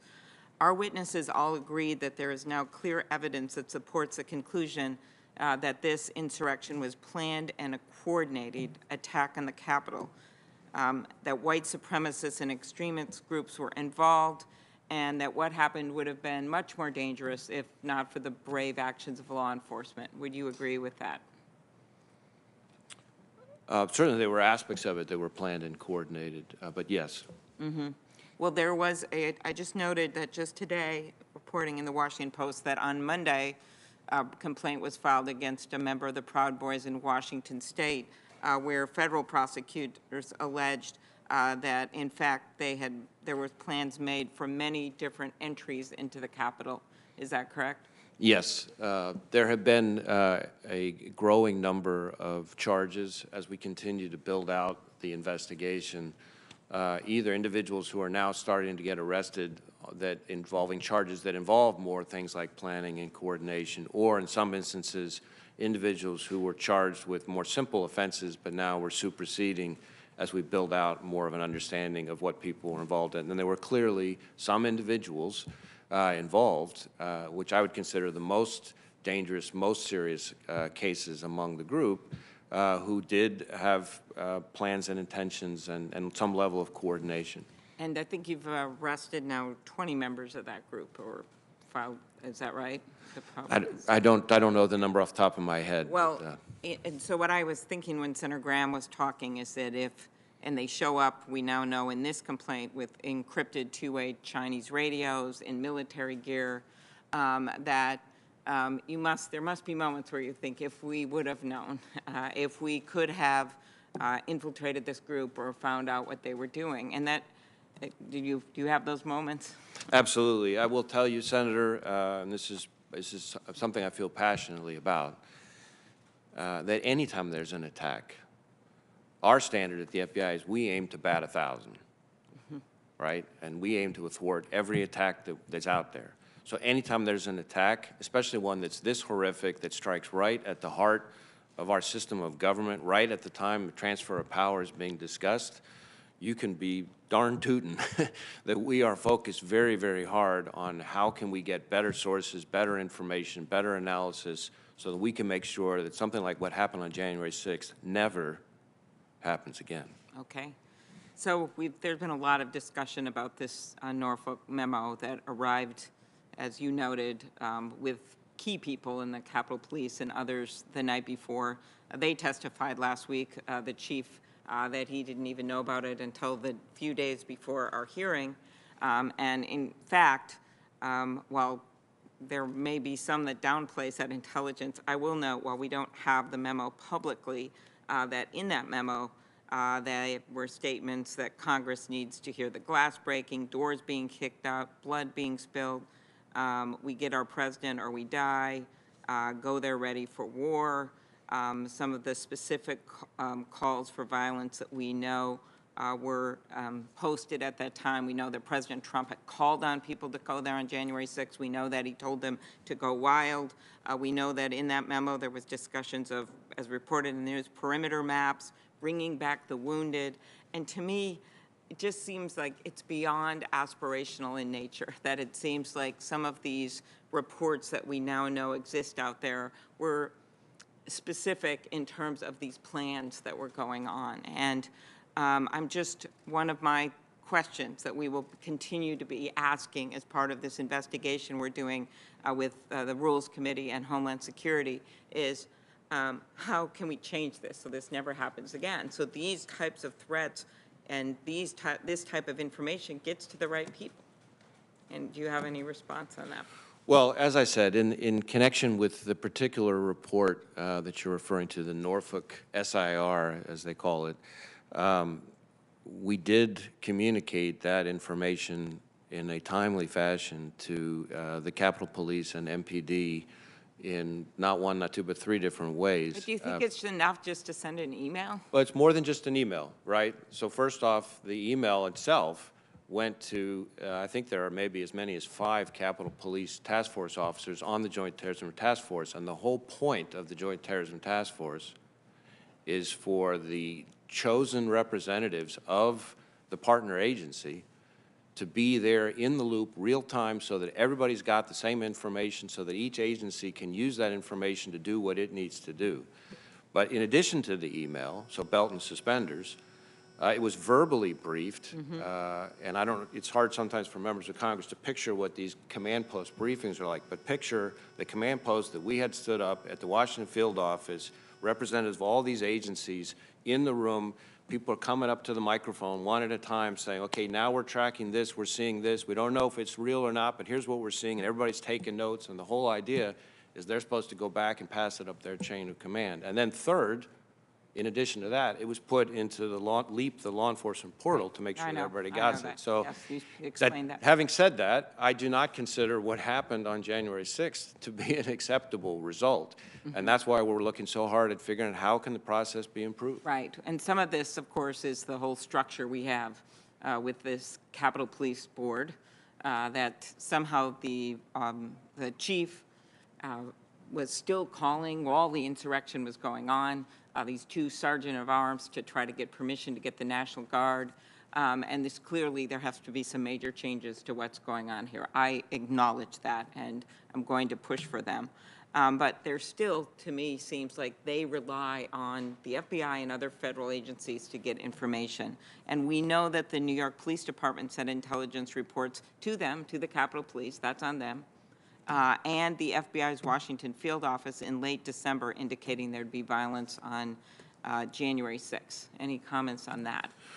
So, well, I'm not familiar with the specific NYPD product you're referring to. I will tell you that we, the FBI, over the course of 2020, put out a number of intelligence products specifically warning about domestic violent extremism, including specifically warning about it in connection with the election, including specifically warning about that threat in relation to the election continuing past Election Day itself and up through the inauguration, and including a product that I think we put out with DHS in December of 2020. So we have trying to push out information.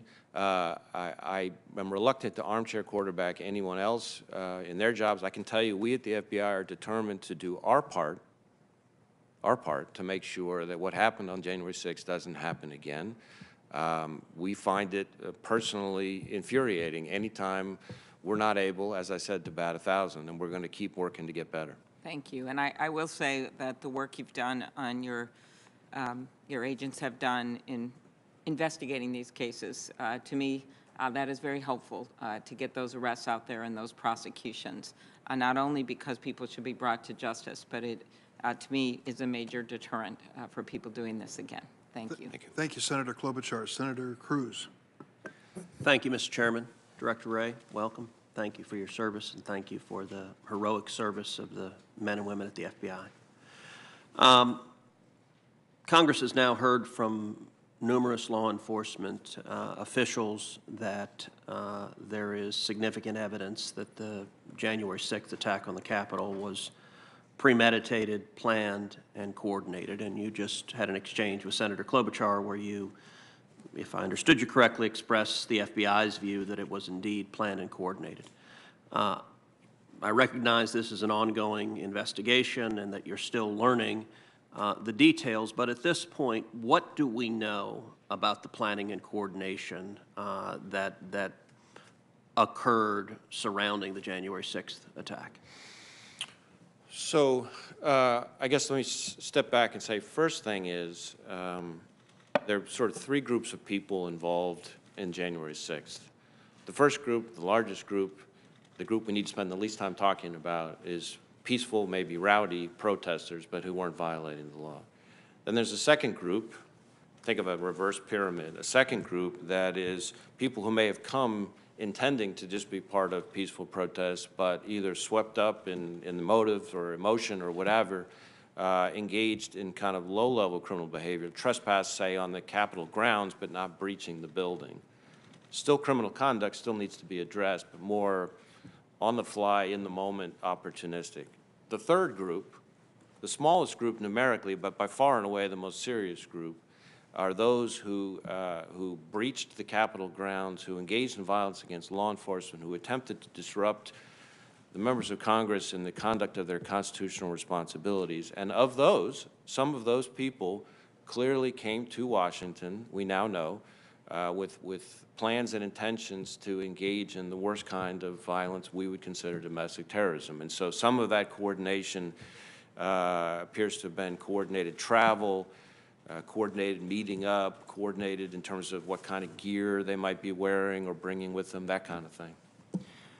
Again, ongoing, obviously ongoing, much more to come. But you know, often in an investigation, law enforcement follows the money. Is there evidence at this point of coordinated funding prior to January 6th, providing military equipment, providing communications equipment, or the like? Certainly, that's a topic that we're looking at. I don't know that there's anything I can say right now in terms of funding or coordinated funding. There's been considerable discussion at this hearing also about the Norfolk report. At the time, how credible and reliable did the FBI consider the Norfolk report as an actionable piece of intelligence?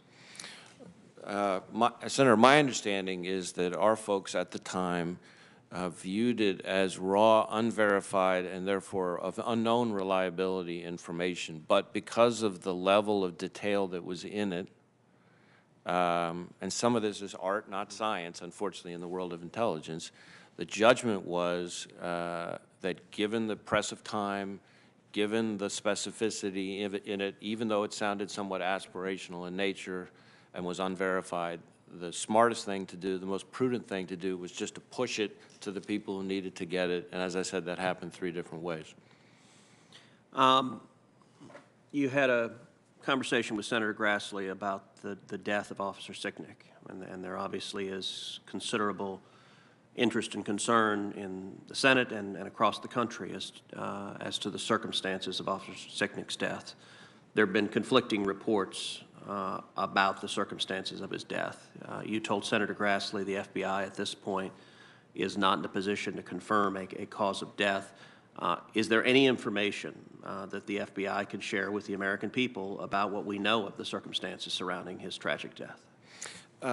Although I'm certainly understand and appreciate the keen interest in it for all the reasons we've discussed, at the moment, other than to say the Capitol Police has, of course, categorized it, I think appropriately, as a line-of-duty death, there's nothing really that I can share right now. Certainly, I understand why it's very much top of mind for people, and I think it speaks well of the members of Congress that they're so interested in somebody who's lost his life protecting all of you. So as soon as we're in a position when the investigation has gotten to a stage where we can share information, we want to be able to do that. Now let's talk more broadly about domestic terrorism, because the riot on January 6th didn't come out of nowhere. And last year, the Department of Justice created a task force to investigate and to understand the growth of political violence. The memo creating the task force states, amid peaceful demonstrations protected by the First Amendment, we have seen anti-government extremists engage in indefensible acts of violence designed to undermine public order. Among other lawless conduct, these extremists have violently attacked police officers and other government officials, destroyed public and private property, and threatened innocent people. Is that task force still operating? I know the work that the task force began is still ongoing. In the past year, we have seen massive rioting and violence as extremists, many of them leftist extremists, took to the streets across the country. In just 2 weeks at the end of May and early June, over 700 law enforcement officers were injured. Looking at all of 2020, over 14,000 people have been arrested in 49 cities, and at least 25 people have died in the violence. And it's estimated that the property damages from these riots could exceed $2 billion. What is the FBI doing to counter this ongoing pattern of domestic terrorism? So, Senator, certainly we tried to respond aggressively with our partners to the domestic violent extremism that we saw playing out in streets all across the country this summer. Most of that activity, a lot of that activity, I would say, fell in what we would categorize as anti-government, anti-authority violent extremism. Some of it is anarchist violent extremism, some of it is militia violent extremism, some of it might even be sovereign citizen violent extremism, but we saw a huge uptick in violent extremism in that broad bucket over the course of last year. And so we're trying to be aggressive with the tools that we have in terms of the charges we're bringing. We're trying to, as we talked about, frankly, in connection with January 6th, same thing for the summer. We're trying to look at sources of funding, planning, coordination, trying to learn more about tradecraft and tactics and things like that so that we can be better prepared to prevent it and feed information to our state and local partners so they can be better prepared to prevent it. As I think I said to Senator Grassley, last year, we had 3 times the number of anarchist violent extremist arrests from, say, the prior year, I think it was. Certainly more last year than the prior 3 years combined. We did see last year, as Senator Grassley noted in his opening comments, the first murder by an anarchist violent extremist last year in quite some time, certainly. Which was the individual who in Portland killed a supporter of an opposing viewpoint. And then the individual in question, the violent extremist, was himself killed in a shootout as the marshals were trying to apprehend him. Thank you.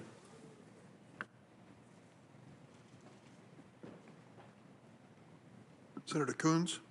Thank you, Chairman Durbin. Director Wray, welcome. Thank you for your service and your testimony today. And let me join with my colleagues in conveying our condolences on the line-of-duty deaths of Special Agents Daniel Alfin and Laura Schwarzenberger. It has been a long time since there's been a Special Agent line-of-duty death, but every loss of life by those who are serving us and protecting us is too many, and we join in grieving their loss and hope you'll convey that to their families. But our purpose here today is to focus principally on what happened in this complex, in this building, in the Capitol on January 6th.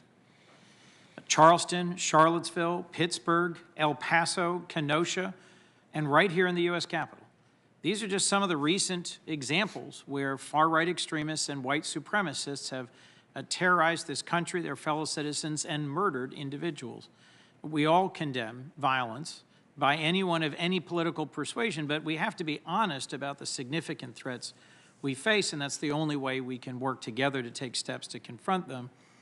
I think it's critical to that process for us to uncover the real facts of what happened, and given some of the misinformation being spread by some colleagues, I just would appreciate your readdressing a couple of questions.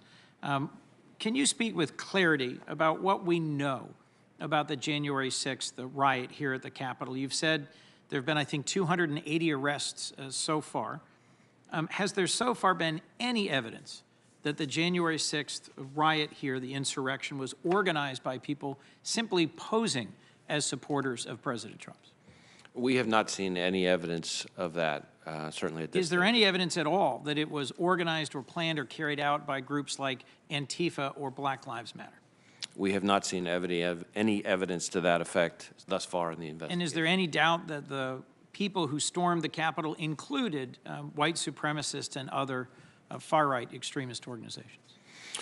There's no doubt that it included individuals that we would call militia violent extremists, and then in some instances, individuals that were racially motivated violent extremists who advocate for, the superiority of the white race. But the militia violent extremists is probably at the moment trending the biggest bucket, if you will. Well, you face challenges, we as a nation face challenges with extremists of all stripes, types, backgrounds, motivations. As the new chair of the Subcommittee on Privacy and Technology and Law, I'm concerned about how extremists have used social media platforms to organize and incite violence, and in some ways about how social media platforms work to accentuate or accelerate those who have extreme views and to potentially radicalize those who don't hold those views. I led a letter with 14 colleagues last November to Facebook raising concerns about the adequacy of their enforcement of their own policies against violence and incitement. Can you speak to the extent to which the January 6th attack on the Capitol was organized through social media platforms? So certainly social media on January 6th, as for the domestic violent extremist threat more broadly, has become a major factor, a catalyst, if you will. The increased speed, dissemination, efficiency, accessibility that it provides, it facilitates a greater interconnected nature in a more decentralized way. And so I sometimes say terrorism today, and we saw it on the 6th, moves at the speed of social media. And we try to work with social media companies to get them to more aggressively use the tools that they have to police their own platforms under terms of service, et cetera, and in particular to cooperate with us so that we can bring justice for those who hijack these companies' platforms to engage in some of the conduct we're talking about. And that's where you've heard a little bit about the encryption issue come up. That's an important part of this. We are moving in a direction. We saw it on the 6th, and we're seeing it more and more every day in this country, where violent extremists, just like other bad actors, are taking advantage of encrypted platforms to evade law enforcement.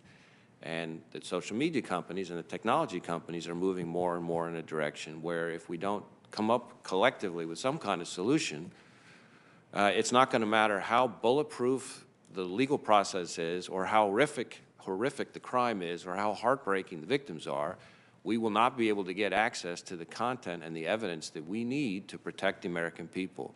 And then I think we will all rue the day. Well, Director, this area raises a lot of very complex questions of civil liberties, of individual rights, fundamental rights to free expression. But I am also concerned about ways in which online disinformation and conspiracy theories lead to radicalization and help pave the way for this particularly tragic event in the history of our democracy, and how some of the ways in which social platforms are structured, social media platforms are structured, accelerate the spread of disinformation. How policymakers and platforms confront these issues are going to be complex, and I look forward to working with you to get the facts as the FBI develops them about what happened on January 6th. Two last questions, if I might. My colleague, Senator Whitehouse, asked about responding to outstanding requests for information, and I agree. Some of the stonewalling that we saw by a number of agencies over the previous administration isn't acceptable. Can you just reassure me the FBI will be as responsive as possible to information requests from this committee? Absolutely. It's my strong view is that you all have an important key function to perform in terms of your oversight of the FBI as with other agencies. And it pains and frustrates me when we're not able to be as responsive as you need us to be.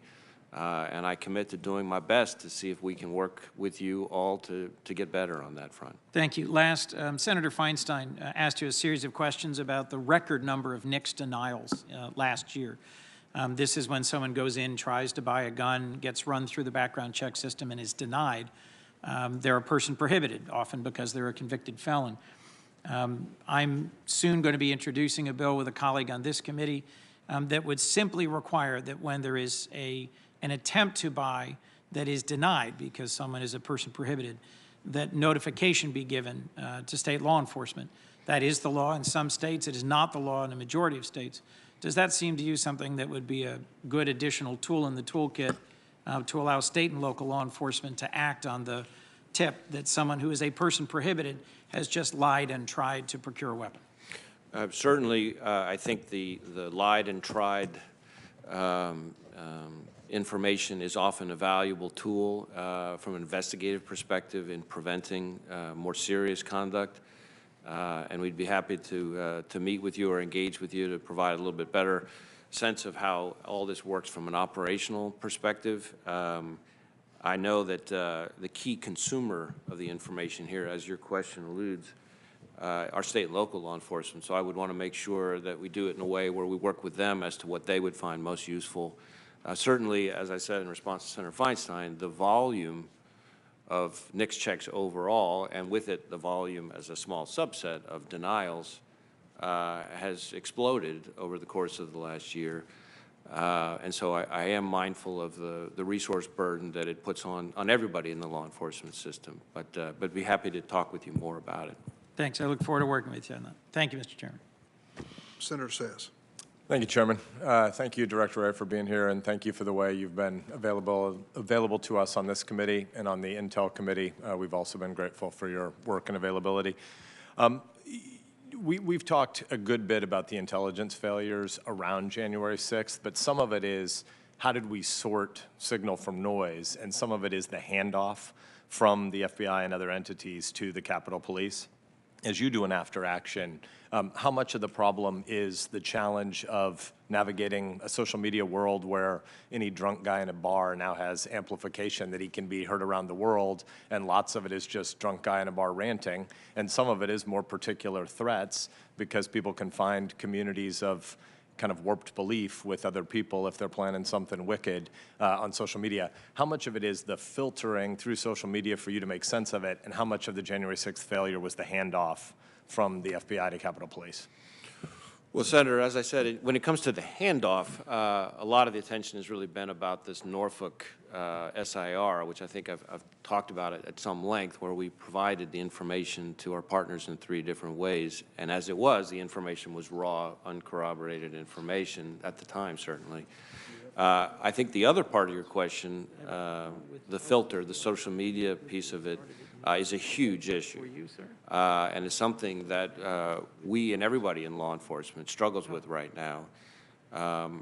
You know, you used the drunk guy example. I guess that sometimes I refer to it. Used to be that some angry, demented guy living in mom's basement, not that there's anything wrong with that, you know, in one part of the country is now able to communicate with the similarly angry guy in grandma's attic in another part of the country, and they get each other spun up now. And how to separate who's being aspirational versus who's being intentional. It won't shock you to learn, and hopefully not other members of the committee, that the amount of angry, hateful, unspeakable, combative, violent even rhetoric on social media exceeds what anybody in their worst imagination is out there. And so trying to figure out who's just saying, you know what we ought to do is X, or everybody ought to do X, versus the person who's doing that and actually getting traction and then getting followers. And of course, that's assuming they're not communicating through encrypted channels about all that stuff, is one of the hardest things there is to do in today's world with the nature of the violent extremism threat we face. Social media companies play a huge role in helping us with that, but you often hear us say, if you see something, say something. To me, the refinement here would be if Americans see something on social media that seems to have crossed that line, they need to say something, because that's going to be our best source of information to prevent this. So it's helpful. I've heard from Nebraska law enforcement before. At one level, they don't really know what to do with if you see something, say something, because it's not clear exactly where they hand that information. So let's talk a little bit more about the handoff between state and local law enforcement, as Senator Coons was, and the Bureau, but also between technology platform content moderation and the Bureau. But first, just inside the Bureau, give us comfort that we're getting a lot better at this, because I don't think we're giving you enough resources to get the right kind of new human capital you're going to need, but I'd love to be wrong. So go from 3 years ago to a year ago to today, and a day to a year from now. How are we getting better at filtering signal from noise, and what kind of new human capital are you hiring that should give us confidence that we're going to get better in this world that is exploding with lots of online rant? Well, certainly, there's a number of things we're trying to do to get better, and I think we are making progress, but all of it, as you referenced, requires resources. So there's a data analytics piece, because the volume is so significant that we need to get better at being able to analyze the data that we have, to do it in a timely way, to separate the wheat from the chaff. And that requires both tools, analytical tools, and we've had requests for those in the budgets the last couple of years, but also people, data analysts, who can devote their time to that, who have the experience.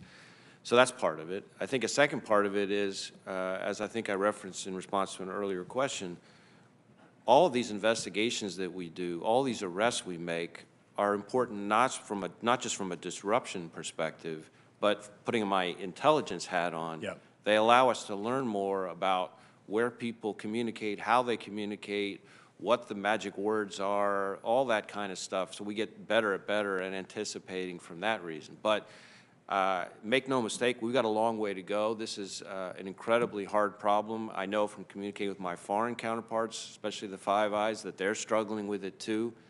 As to your point about people knowing where to go, you know, I will tell you that our tip line, our public access tip line, both the email tips and the phone tips, have exploded in volume, and we're doing things to kind of get that information out to state and local law enforcement much more quickly. And certainly the social media companies, some of them have gotten better at providing us more real-time information when they see something, because they have a lot of resources to devote to this problem in terms of policing their own platforms. So the more we can incentivize them to do that, that's a big part of this too. Can I concretize the example? So I'm a high school teacher or a high school principal, and some kid comes to me and says, hey, these kids have always seemed to be online bullies, but now it seems like the things they're saying sound more violent. What do you tell them to do? Contact your local FBI field office.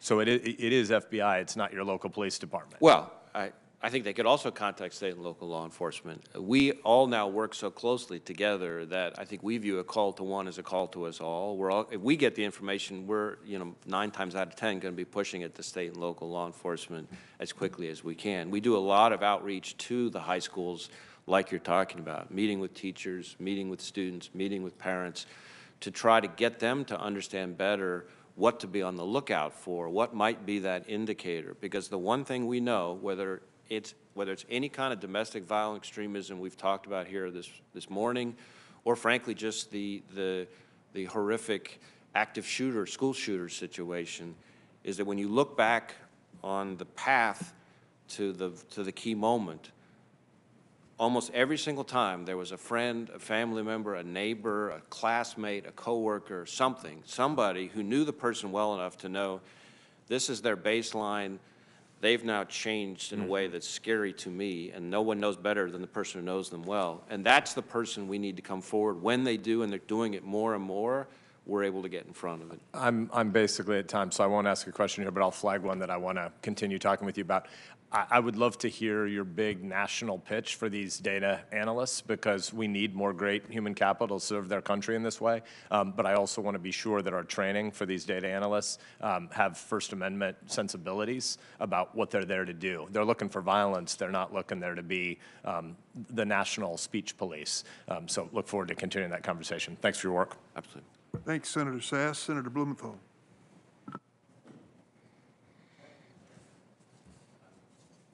Thank you, Mr. Chairman, and thank you, Director Wray, for being here today. And I want to join in expressing my condolences for the loss of those 2 agents, and my thanks to the thousands of agents who work day in and day out to make America safer. When you last appeared before this committee in July of 2019, I expressed my concern that Donald Trump's attacks against members of Congress and his other rhetoric, quote, might ignite white supremacists and nationalist organizations and encourage hate crimes, end quote. And I asked you whether you were concerned about the increasing number and intensity of his attacks on public officials and what the FBI was doing both proactively and responsively about them. And you said, quote, "I think we are very concerned about any threats of violence against any Americans, but certainly that would prominently include our elected officials." We've seen increasing attacks by the president and others against public officials when the rioters who came to the Capitol, stormed the Citadel of Democracy on January 6th, were inside. They boasted proudly and loudly that they were doing what Donald Trump wanted them to do. We have warned specifically about QAnon in a letter dated December 8th, 2020. A number of us, members of the Senate, warned that QAnon specifically was a threat.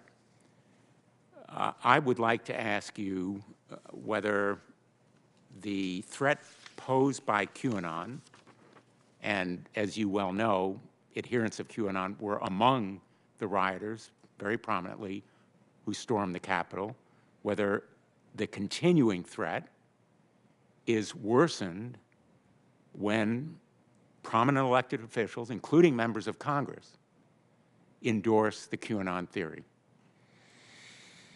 Well, certainly we are concerned about the QAnon phenomenon, which we view as a sort of loose set of conspiracy theories, and we've certainly seen domestic violent extremists of the sort that you're describing who cite that as part of their motivation. So that's something that we do. But I apologize for interrupting. As you know, my time is limited. When members of Congress, as has happened, endorse the QAnon theory, doesn't it worsen the threat of violence? Well, again, our focus is on the violence and on the plans to commit violence, on the threats to commit violence. It's less on the rhetoric and the ideology. Obviously, the folks who engage in this kind of violence draw inspiration from a variety of sources, and we're concerned about any source that stimulates or motivates violent extremism. Well, I'll follow up in another setting, but I am frankly disappointed that you're not discouraging one of the sources of incitement, which is prominent public officials endorsing a theory that in turn resulted in storming the United States Capitol. Let me turn to hate crimes. Hate crimes are underreported. We're seeing a rising trend of hate crimes, particularly directed against Asian American Pacific Islanders. I have a bill called the No Hate Act that would require more reporting, provide both incentives and requirements. Wouldn't you think that kind of measure is a good idea? So certainly we share your goal of both deterring and reducing hate crime, but also particularly relevantly in promoting better reporting, more complete reporting of hate crime. And we are specifically concerned about hate crimes against Asian Americans as well. I'm not directly familiar with the bill, but I think we share the goal of trying to figure out how to improve reporting. As you may know, we have NIBRS, which is a new system that we're rolling out, and we're trying to get to 100% on that, and we'd be pleased to work with you on figuring out how this bill might help advance that goal. Well, the No Hate Act would, in fact, lead to better reporting. If 87% of hate crimes are unreported now, that is a searing indictment of the present system. We need to know more, and particularly about Asian Americans and Island Pacificers being victims of them. I know you don't want to be a, as you said, armchair quarterback, but you're going to be armchair quarterback by the American people. And I think the American people listening to these past 10 days of hearing and knowing how much information there was out there on social media, in other forums, about these thugs and rioters coming to Washington, organized groups, 3%ers, Proud Boys, and others, are wondering, why didn't the FBI sound the alarm? I know there was a communication through that threat assessment. I know you've talked about the agencies that were hearing that assessment. But here we have the United States Capitol, where a key function of democracy, enabling the peaceful transition of power, was taking place, and a threat of violence and even death to them. Why didn't you go to the Gang of Eight? Why didn't you sound the alarm in some more visible and ringing way? Well, Senator, I guess a couple things. One, over the course of 2020, we repeatedly put out intelligence products on this very issue: domestic violent extremism specifically tied to the election, domestic violent extremism specifically tied to the election and continuing beyond the election up through the inauguration, and specifically in December of 2020. In addition to that, in connection with the one piece of raw intelligence that's been discussed so much here today, we did pass that on to the people in the best position to take action on the threat, not one, not two, but 3 different ways. Now, more broadly, in terms of what's out in social media, as a number of the questions here today have elicited, I think it highlights, and your question highlights, one of the most challenging jobs for law enforcement in today's world with social media. There is so much chatter, often unattributed to somebody in a neatly identifiable way, where people are saying unbelievably horrific, angry, combative things, using language about beheading and shooting and explosives and all kinds of things like that, and separating out which ones are getting traction, which ones reflect intention as opposed to aspiration, is something that we spend an enormous amount of time trying to do. Sometimes we don't have the luxury of time and the ability to make those judgments.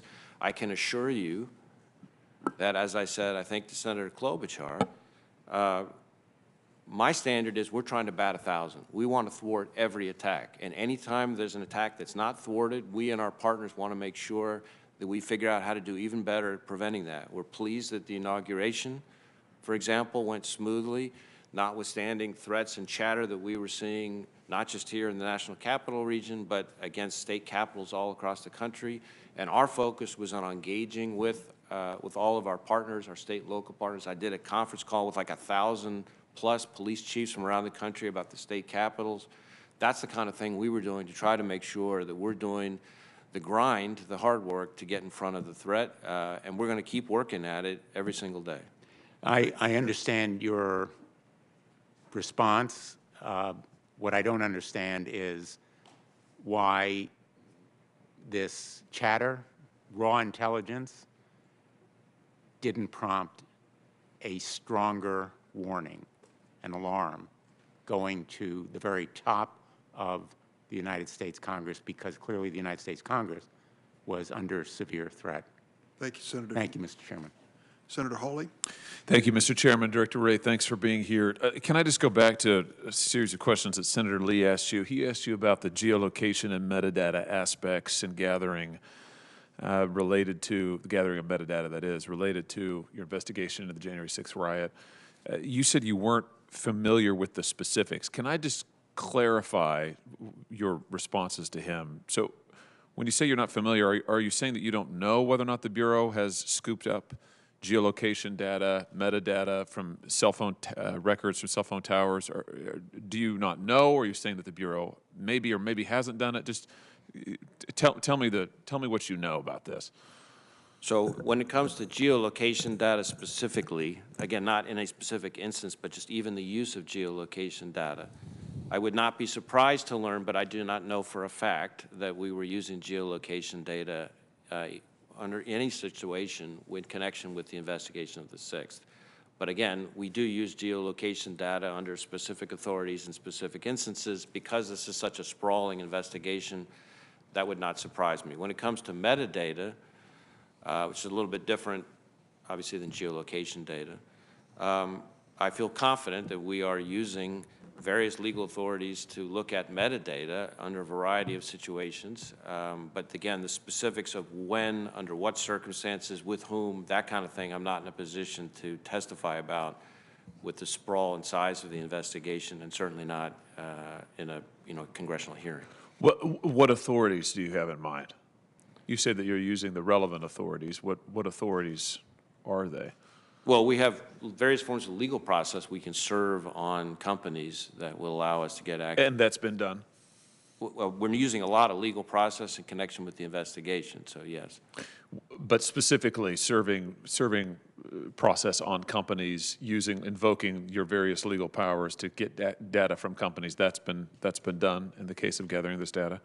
In gathering metadata, again, I don't know the specifics, but I feel confident that that has happened because metadata is often something that we look at, and we have a variety of legal tools that allow us to do that under certain circumstances. What about the cell tower data that was reportedly scooped up by the Bureau on the day, during, in fact, while the riot was underway? What's happened to that data? Do you still have it? Has it been retained? Do you have plans to retain it? Again, whatever we're doing with cell phone data, I'm confident we're doing it, in conjunction with our appropriate legal tools, and working with prosecutors. Here's what I'm trying to get at, and I think it's what Senator Lee was trying to get at. How are we going to know what you are doing with it, and how are we going to evaluate the Bureau's conduct if we don't know what authorities you're invoking, what precisely you're doing, what you're retaining? I mean, this is, you said to him repeatedly you weren't familiar with the specifics. You've now said it to me. I don't know. I'm not sure how this committee is supposed to evaluate anything that the Bureau is doing. You're basically saying just trust us. I mean, how are we going to know? Do we have to wait till the end of your investigation to find out what you've done?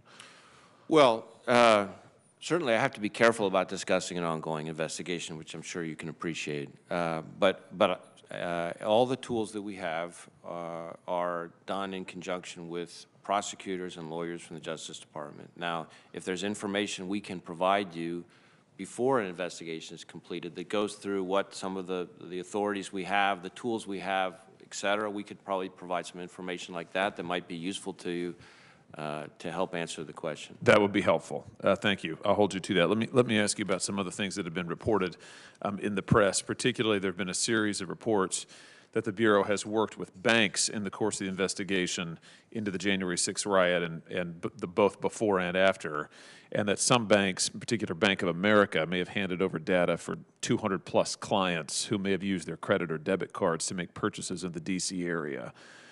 What do you know about this? Has Bank of America voluntarily turned over information to the Bureau about its customers? I don't know any of the specifics, so I'd have to look into that. And so has the FBI requested similar information from any other companies, to your knowledge? Again, sitting here right now, I do not know the answer to that question. I do know that we work with private sector partners, including financial institutions, in a variety of ways all the time in a variety of investigations. But exactly the specifics of what may or may not have happened here, that I don't know sitting here as we're talking today. As I'm sure you can appreciate, my concern here is that 12 U.S.C. 3403 prohibits financial institutions from turning over confidential client records, unless, of course, they've got reasonable suspicion that there's a crime being committed. Now, the news reports on this have indicated that the financial institutions were doing this in cooperation with the Bureau without any such indication of a crime. They're just turning over reams of consumer data. That obviously would be a major legal problem, a major legal concern. Can you try and get me some answers to these questions? I appreciate you say you don't know today, you're not aware of what's going on, but can you look into this and follow up with me on this? I'd be happy to see if there's more information we can provide you on the subject. As I said, we have a variety of ways in which we engage with financial institutions in particular. And as you referenced, there's a number of legal authorities that describe when you can and cannot do that and how that's supposed to work. So I don't want to get out, as they say, over my skis and try to characterize what may have happened in this specific instance, but I'm happy to look into it and see if there's more information we can provide. What about some of the technology companies, Facebook, Google, Twitter, Apple, Amazon? Has Has the FBI had contacts with those tech platforms following the events of the 6th? We've certainly had contact with a number of the social media companies in connection with the 6th, so that much I know. Has the Bureau sought to compel any of those companies to turn over user data related to the 6th? Well, again, I can't tell you the specifics here, but what I will tell you is that I feel certain that we have served legal process on those companies, which we do with some frequency, and we have received information from some of those companies. And whether that's true of every single one of the companies you listed, I can't say for sure, but I suspect it is because we work with the social media companies quite a lot. Are you aware of any of the companies voluntarily turning over data to the Bureau in relationship to the events of the 6th? I can't, sitting here right now, I can't say for sure. Just one more question, Mr. Chairman. Time's almost expired. Is the FBI, are you currently pressuring any of these platforms, these social media platforms or tech platforms, to include backdoors in their software that would help defeat end-to-end encryption? Are we pressuring? Are you encouraging? Oh, Are you pushing for? Are you? Is it your desire to get such access? We are not trying to get backdoors. That is, I think, a criticism that gets leveled our way by people who don't understand our position often. So I appreciate the opportunity to address it here. We are concerned about end-to-end encryption, especially default end-to-end encryption in connection with a lot of these platforms. And we are concerned that if these companies continue to move in the trajectory that they're moving in, we are going to find ourselves in a situation where no matter how bulletproof or ironclad the legal authority, no matter how compelling the facts and circumstances, no matter how horrific the crime or heartbreaking the victim, we will not be able to get access to the content that we need to keep people safe. What we have been suggesting, and the cryptologists and cryptographists that I talk to say this is doable, is for the companies themselves to build in a way to have legal access when confronted with a proper legal authority so that they can get access to information and provide it in response to a warrant or a court order. We're not going to have a key. We're not asking for a backdoor. That's a myth, an urban legend that has been directed our way. But this is a subject that I think the American people need to understand, because decisions that affect the life and blood of Americans all over this country, which normally are made by our elected representatives, are in effect getting made in corporate offices in big technology companies. And different people can come down to different places on that balancing, but I would submit that's a balancing that should be made up here and not by one company based on its business model. And in the context, for example, of child exploitation, we get, and to Facebook's great credit, we get millions of tips on child exploitation through NCMEC every year that help us prevent and rescue kids, hundreds of kids every year. If they move forward in the direction they're moving in, which is the direction, by the way, that Apple already went, we're going to be in a position where those tips, those leads, that content, that information will drop into the abyss. So the tips will be gone.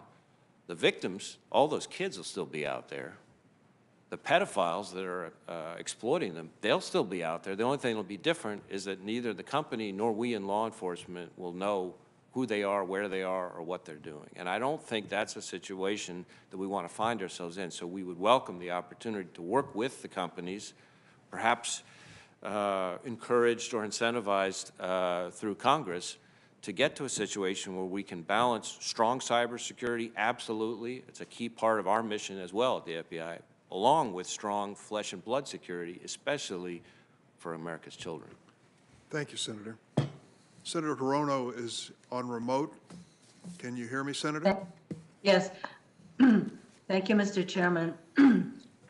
Director Wray, excuse me, Director Wray, following the January 6th insurrection, you and other senior law enforcement officials were missing from public view, and the people who were providing the briefings to the public were the DC acting U.S. attorney and the assistant director of the FBI's Washington field office. I hope you agree that at a time like this, it would be very important for high-level law enforcement people like you and others to have briefed the public to limit the spread of misinformation about what happened and who was behind what happened. Wouldn't you agree? Certainly, I agree it's important to prevent misinformation as much as we can, consistent with our legal responsibilities. And part of the misinformation that happened was that, and you've testified, that so far there is no evidence of fake Trump supporters committing or provoking violence during the January 6th riot at the Capitol. That's part of the misinformation that got out. Were you aware of these false claims? Well, certainly along the way, we've seen a whole variety of claims from a variety of people about the investigation into the January 6th attack, just like with a lot of other high-profile attacks. Whether I can recall exactly when the first time I've heard that specific claim, I don't know for sure. This is part of the kind of false information and narrative that got out, blaming others such as Antifa for what happened. So that is why I think it is really important for you and others like you to be out front. You've been asked some questions about hate crimes, and you acknowledge that there is a rise in hate crimes against the AAPI, Asian American Pacific Islander community. Wouldn't you agree that calling the COVID-19 the Kung flu or the China virus adds to the kind of targeted hate crimes that we are seeing a rise against the AAPI community? Well, I don't know that it's really my place as FBI director to start weighing in on rhetoric, but I can assure you that that's not language I would ever use. And hate crimes against Asian Americans and Pacific Islanders is something that we are concerned about. We take very seriously. We are investigating where we have facts sufficient to do that. We're also engaged in a variety of forms of outreach to the public. I think we've done, 60-plus training or liaison events with the Asian American Pacific Islander community since just March of last year. We've put out intelligence reports to our partners about hate crimes against that community in particular, and it's something we take very seriously. I commend you for working with, I assume, local and state and local law enforcement entities as well as community advocacy groups to deal with the rise in hate crimes against Asian Americans. And in fact, just a few weeks ago, there were lethal attacks on, there seems to be a targeting of senior Asians. And so lethal attacks in San Francisco and in New York, knifings, these are totally unprovoked attacks.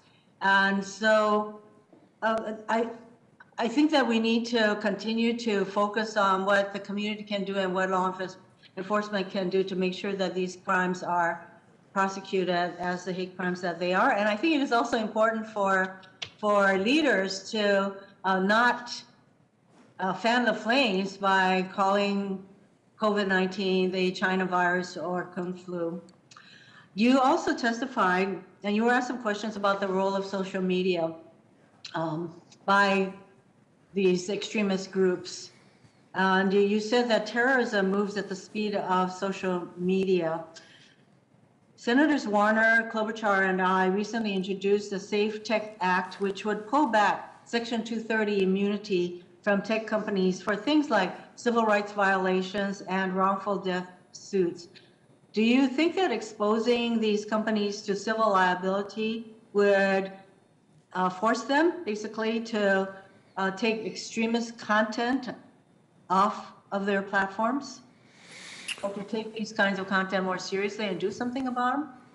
Well, Senator, I want to be careful not to get out ahead of the rest of the administration and weighing in on specific pieces of legislation. But having said that, I think there are a few things I could say. One is, while the immunity under Section 230 has obviously helped the evolution of the social media industry, it's also allowed it to avoid a lot of the burdens and risks that other brick and mortar companies have had to face. And it means that important decisions that affect many aspects of society that would normally be made by the people's elected representatives are now being made in corporate offices in the industry. And so while I can't comment on specific legislation, I certainly can tell you that I see the value, maybe it's the best way of putting it, of incentivizing online platforms to address both illicit content on their platforms and to assist law enforcement in bringing to justice criminals who use those platforms to victimize Americans.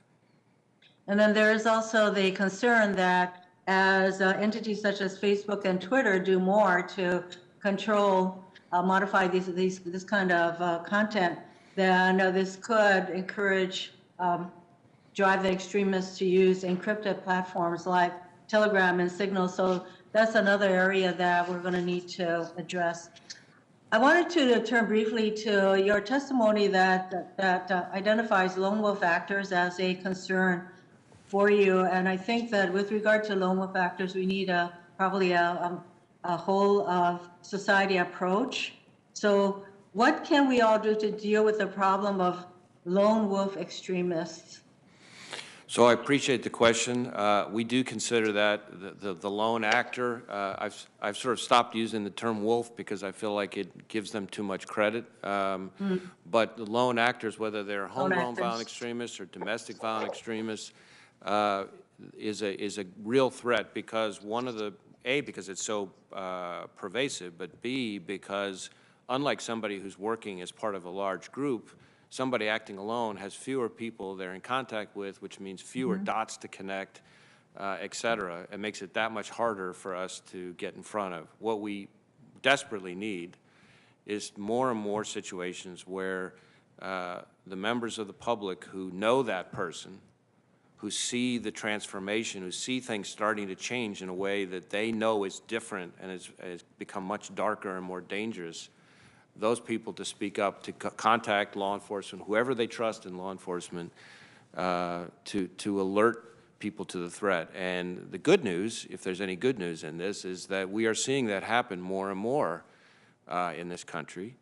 We've had lots of people, as heartbreaking as it must be, turn in family members when they see this transformation because they know that having us or our partners intercede may not only prevent that person from committing an attack against an innocent American, but also may in some instances result in that person being off-ramped to get help as opposed to potentially being killed by law enforcement or incarcerated or something else. So we need the people. We always say if you see something, say something, and most people picture the abandoned backpack in a Greyhound bus terminal. Obviously, we want people to see something and say something there. But we also need people, if they see something about somebody, to say something. And the more of that we can have, and the more members of Congress as key voices in their communities, in your home states, can encourage people to do that, that's one of the key weapons we have as a country, to use your phrase, a whole of society defense against this threat. Thank you. Thank you, Mr. Chairman. Senator Cotton. Director Wray, welcome. First, I want to say I was deeply saddened by the loss of Special Agents Dan Alphin and Lauren Schwarzenberger, and I want to extend condolences to their families and to the agents who worked with them in the entire Bureau. My wife and I know many of your agents across the country, and we're extremely grateful for the work they do to keep our community safe. I want to turn to some of your written testimony. You say that the FBI assesses homegrown violent extremists as the greatest, most immediate international threat to the homeland. These extremists are U.S.-based individuals located in and radicalized primarily in the U.S. who are not receiving individualized direction from global jihad-inspired foreign terrorist organizations, but are inspired largely by ISIS and al-Qaeda to commit violence. So what you're saying there, Director Wray, if I understand it correctly, is that dangerous though the threat is from other kinds of extremists like racial supremacist groups or anarchist groups, the most dangerous threat we have in the country from extremism remains jihadist. Is that correct? Well, I think the key word there was international. I don't have the written statement for the record in front of me, but what I would say is we view, maybe step back, what we view as the most dangerous threat to Americans today is largely lone actors some cases small cells, if you will, largely radicalized online, already here in the United States, attacking soft targets using crude, readily accessible weapons, motivated either by jihadist inspirations or by a variety of domestic inspirations. So we have the HVEs, the homegrown violent extremists, which are the jihadist-inspired, and we have the DVEs, the domestic violent extremists, who are inspired by domestic sources. That bucket, which have a lot in common with each other, is the greatest threat, the greatest terrorism threat we face as a country. Okay. I want to turn to another kind of potential terrorist threat. We've talked a lot here about domestic terrorism. Obviously, international terrorism remains a serious threat. An important part of the federal government's counterterrorism work remains trying to prevent foreign terrorists from reaching our shores. Is that correct? Yes. And part of the screening process is checking our own criminal record and terrorism databases, but it does rely heavily on foreign governments, both providing us with data about criminal terrorist ties and also to document security practices so terrorists can't obtain fake IDs. Is that correct? Certainly, that's a part of kind of hardening our homeland defense, if you will. And your predecessor testified to Congress in 2015 that without cooperation from those governments, if a terrorist is not already in our own databases, we could, quote, query our database until the cows come home, but there will be nothing to show up, end quote, unless foreign governments work with us. Is that still the case? Certainly, we depend heavily on cooperation from foreign governments to make that kind of defense effective. Let's turn to a few of those foreign governments. Is it still the case that Syria and Iran are both nations that share little, if any, information with the United States about potential travelers or immigrants coming to our country? I will confess that I'm not sure I know the answer sitting here today, but I would be flabbergasted if the answer were anything other than yes, it's still the case.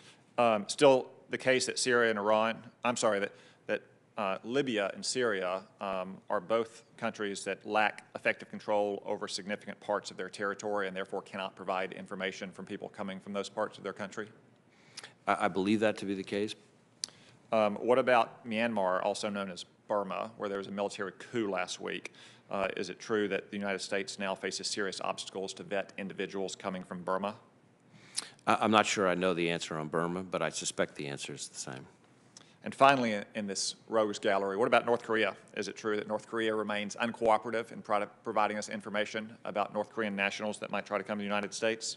I have rarely heard North Korea come up in the context of cooperativeness. Thank you. I just want to note before we close on this topic that all of those nations, Syria, Iran, Libya, Burma, and North Korea, were among the nations from which President Biden lifted travel restrictions by executive order on his very first day in office without any plan in place to improve security for those travel situations. Each of them represents a real threat to the United States. I want to turn to another kind of threat we face, which is crime and gang violence in particular. Unfortunately, both drug trafficking and violent crime are now on the rise in the United States. Are street gangs driving a significant part of violent crime on streets across America? Well, certainly, when I go around and I've talked with state and local law enforcement in all 50 states, I think the number one issue you would hear about from maybe all of them is violent crime.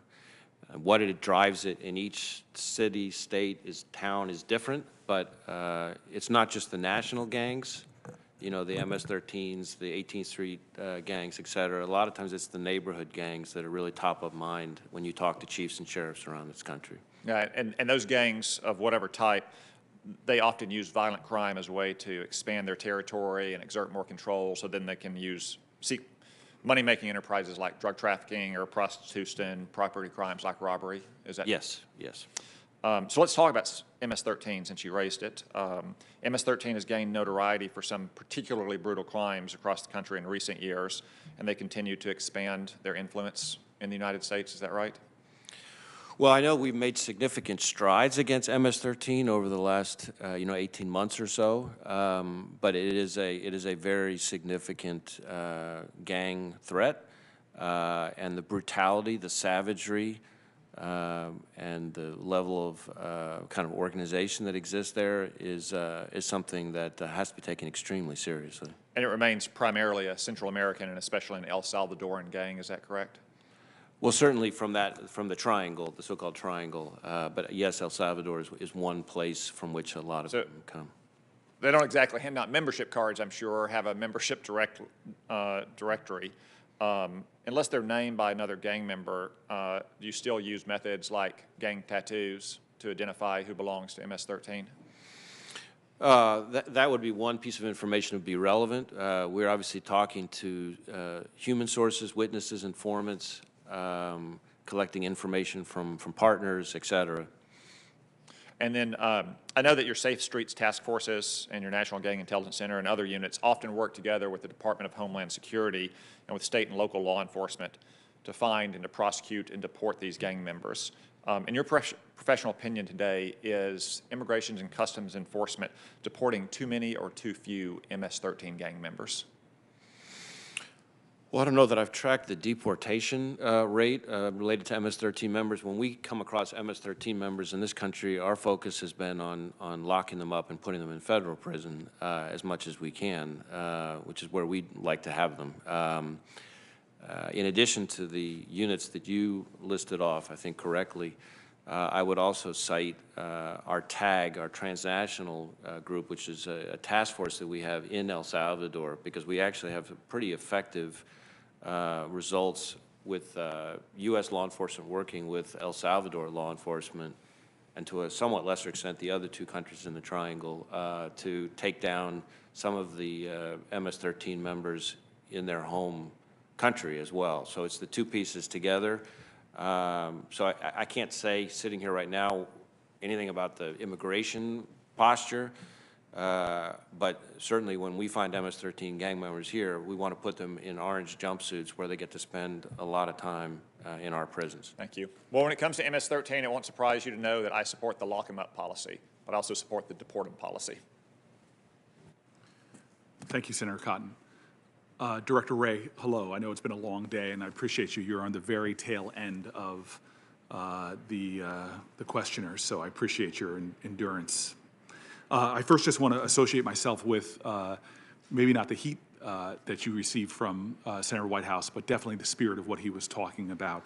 And I appreciate your commitment to meet his concerns, which are concerns I've heard on both sides of the aisle. It's very hard to play our role, our constitutionally mandated role, if we don't have the information to do the oversight of your agency. So I do appreciate your commitments. I also want to join what is, I think, as you've seen, a really bipartisan condolences for the loss of Daniel Alfin and Lauren Schwarzenberger. That is the greatest sacrifice anyone can make for this nation, which is to die in the line of duty in protecting others. I'm aware that there are other officers that were injured, other agents that were injured. I hope they're recovering well. They are. They are. I had the opportunity the morning after the shooting to go down, not just to meet with Laura and Dan's families, but also to visit the hospital. And happily, I think the 4 injured agents should make a full recovery. Well, would you please express from the entire committee not only our condolences to the families, but our robust concern for their recovery and their well-being, and should they need anything, you obviously have allies here in their well-being. Thank you, Senator.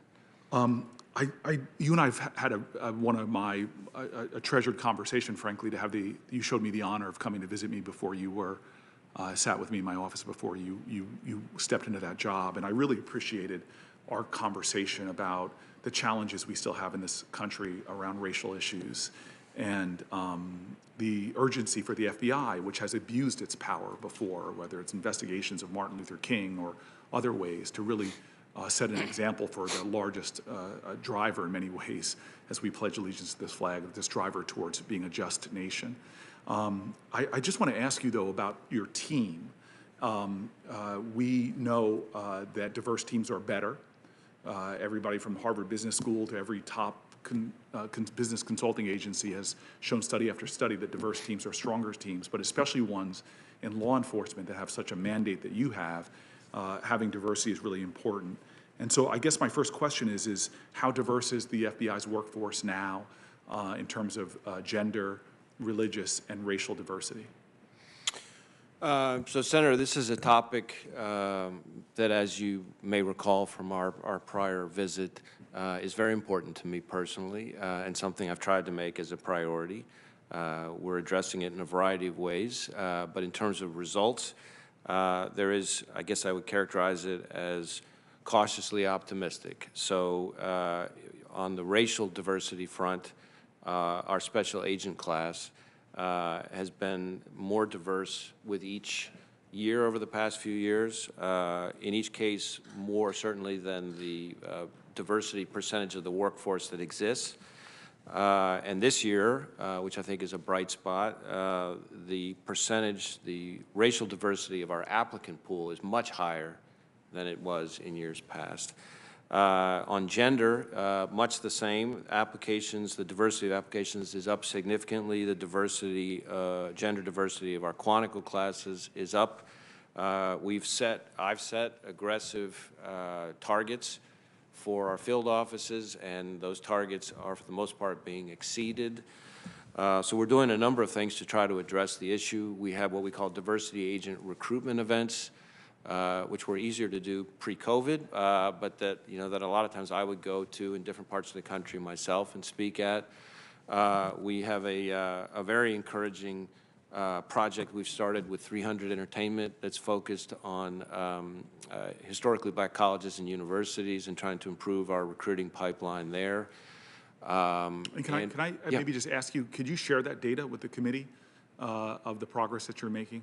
Sure, I think there's definitely information we could provide separately. And then your leadership team, can you provide the diversity of the leadership team that you have around you? Sure. I will say yes is the answer, but I will say that on that front, I've recently appointed to, we have, I'm not sure how much you may remember about our structure, but we have at the very top of the FBI 6 EADs, Executive Assistant Directors. Each one is over a branch that has multiple divisions.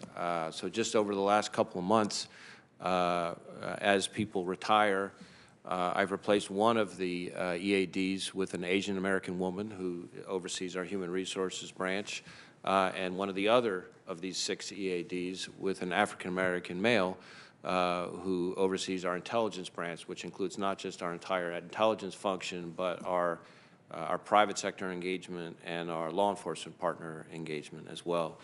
I also appointed the first. I want to honor the time here. I look forward to, I know you'll be available to discuss that more and get me information. In the minute or so I have left, I think a lot of the questioning has been very illustrative of a lot of the challenges we face, and I appreciate that from members of both sides of the dais here. I just wanted to drill into something. We've talked about the extremist groups that were at the Capitol. We talked about many others, but as I've seen interviews of folks, there were many people that were just saying, I'm here because President Trump, now former President Trump, wanted us here.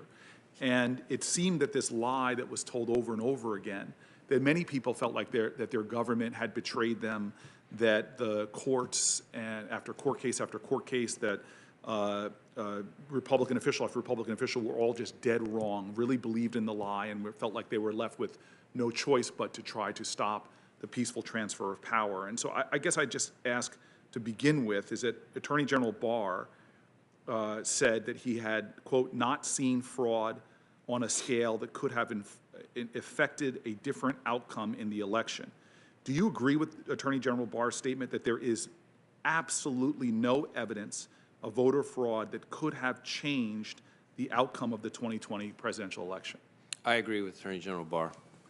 And to be crystal clear on this, as FBI director, these would be federal crimes, you're aware of no evidence of widespread voter fraud in the 2020 presidential election, correct? We are not aware of any widespread evidence of voter fraud, much less that would have affected the outcome in the presidential election. All right. Well, I have great respect for Senator Kennedy, and I see him as a friend. I'm not going to abuse the incredible power that Dick Durbin has given me right now, although power is going to my head, but I'm going to police myself and defer to the good Senator Kennedy. Thank you, Mr. Chairman. I didn't hear you. Did you call me? I called you Mr. Chairman. Thank you, sir. Thank you, sir. That sounds very good.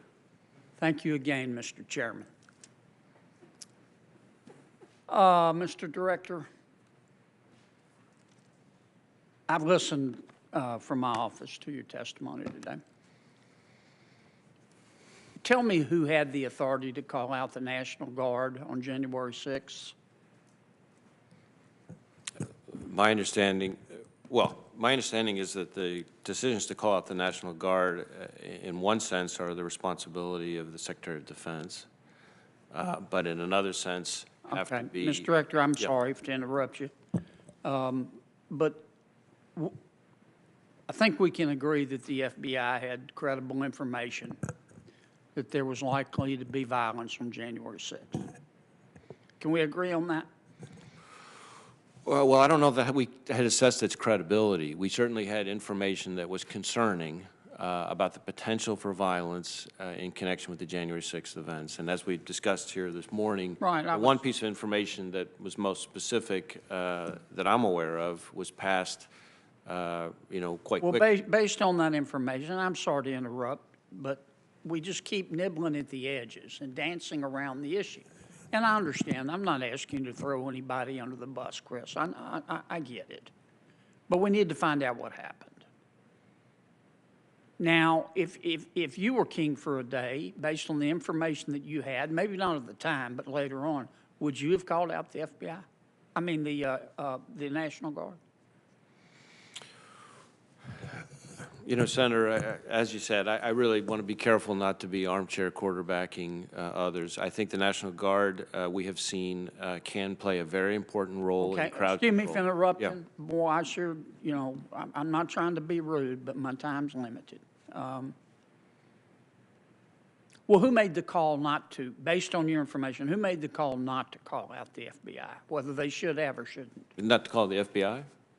I'm sorry, I'm tired. The National Guard. Well, I would defer to others who are more involved in that discussion, but from what I have heard, or what I have read, my understanding is that at one stage of the process, the local government was of the view that it did not need the National Guard's assistance. Who do you mean by the local government? The mayor? Yes. So the mayor didn't call out the National Guard? At the beginning. What do you mean by the beginning? Well, in the day or two leading up to the 6th. Okay. Then as to exactly how it played out on the 6th itself, I understand I'm not as sure about. I mean, clearly our people were overrun by the nut jobs. So we're making progress here, okay? So the mayor or the city government decided not to call out the FBI, the National Guard ahead of time. What about the House Sergeant at Arms? I don't know what role the House Sergeant at Arms played with respect to the National Guard. Okay. How about the Senate Sergeant? Same answer. Okay. How about the Capitol Police, the Chief of Capitol Police? Did the Chief of Capitol Police make the call not to call out the National Guard? I don't know the answer to that. My understanding is that the law enforcement officials here with responsibility over the Capitol, that there were differing views about whether or not the National Guard was appropriate and when at what level, but all I really know on that is what same thing you've seen, in the press coverage of the events. Okay, that's enough on that.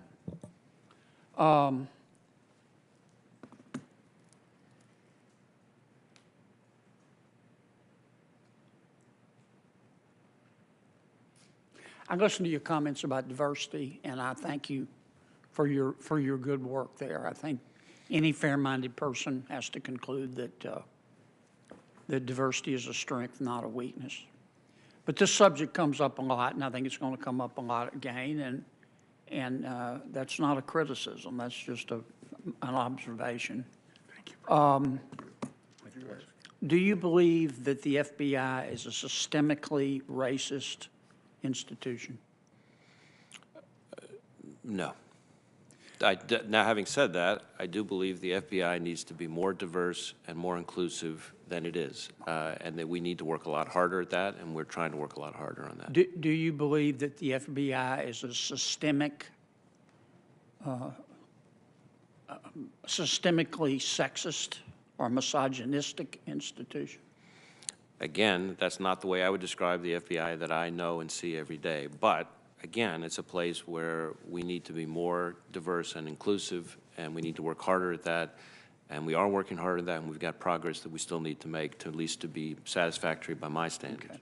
Fair enough. Mr. Director, have you ever been to Hong Kong? No. Wonderful place, wonderful people. The Chinese Communist Party is destroying it. If Congress passed a bill and said to the good people of Hong Kong who yearn for freedom, come to America. We're going to follow our friends in Britain, say, come here. You want to get out from under the thumb of the Communist Party, come to America. We welcome you. Do you think the FBI and law enforcement has the ability to screen for spies? One of the criticisms of the proposition I just stated is, well, we would be letting in spies. Do you think, based on your knowledge of security, that we could catch most of the spies? Well, I yield to no one in my faith and confidence in the great work of the men and women of the FBI, but I will tell you that the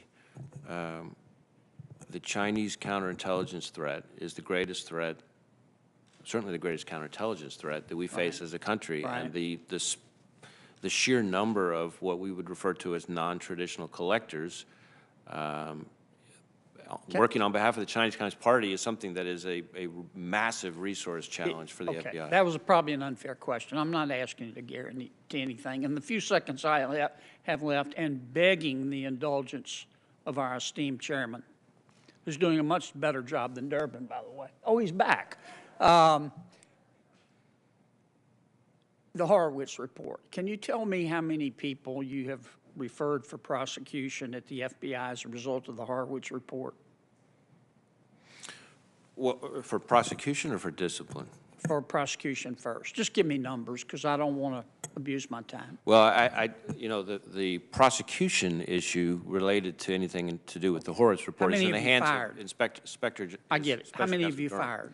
So most of the people involved in the Horowitz report are former employees. Of the ones who are current, every single one of them, even if mentioned only in passing, has been referred to our Office of Professional Responsibility, which is our disciplinary arm. Now that piece, and this is important, that piece of it, because we're cooperating fully with Mr. Durham's investigation, at his request, we had slowed that process down to allow his criminal investigation to proceed.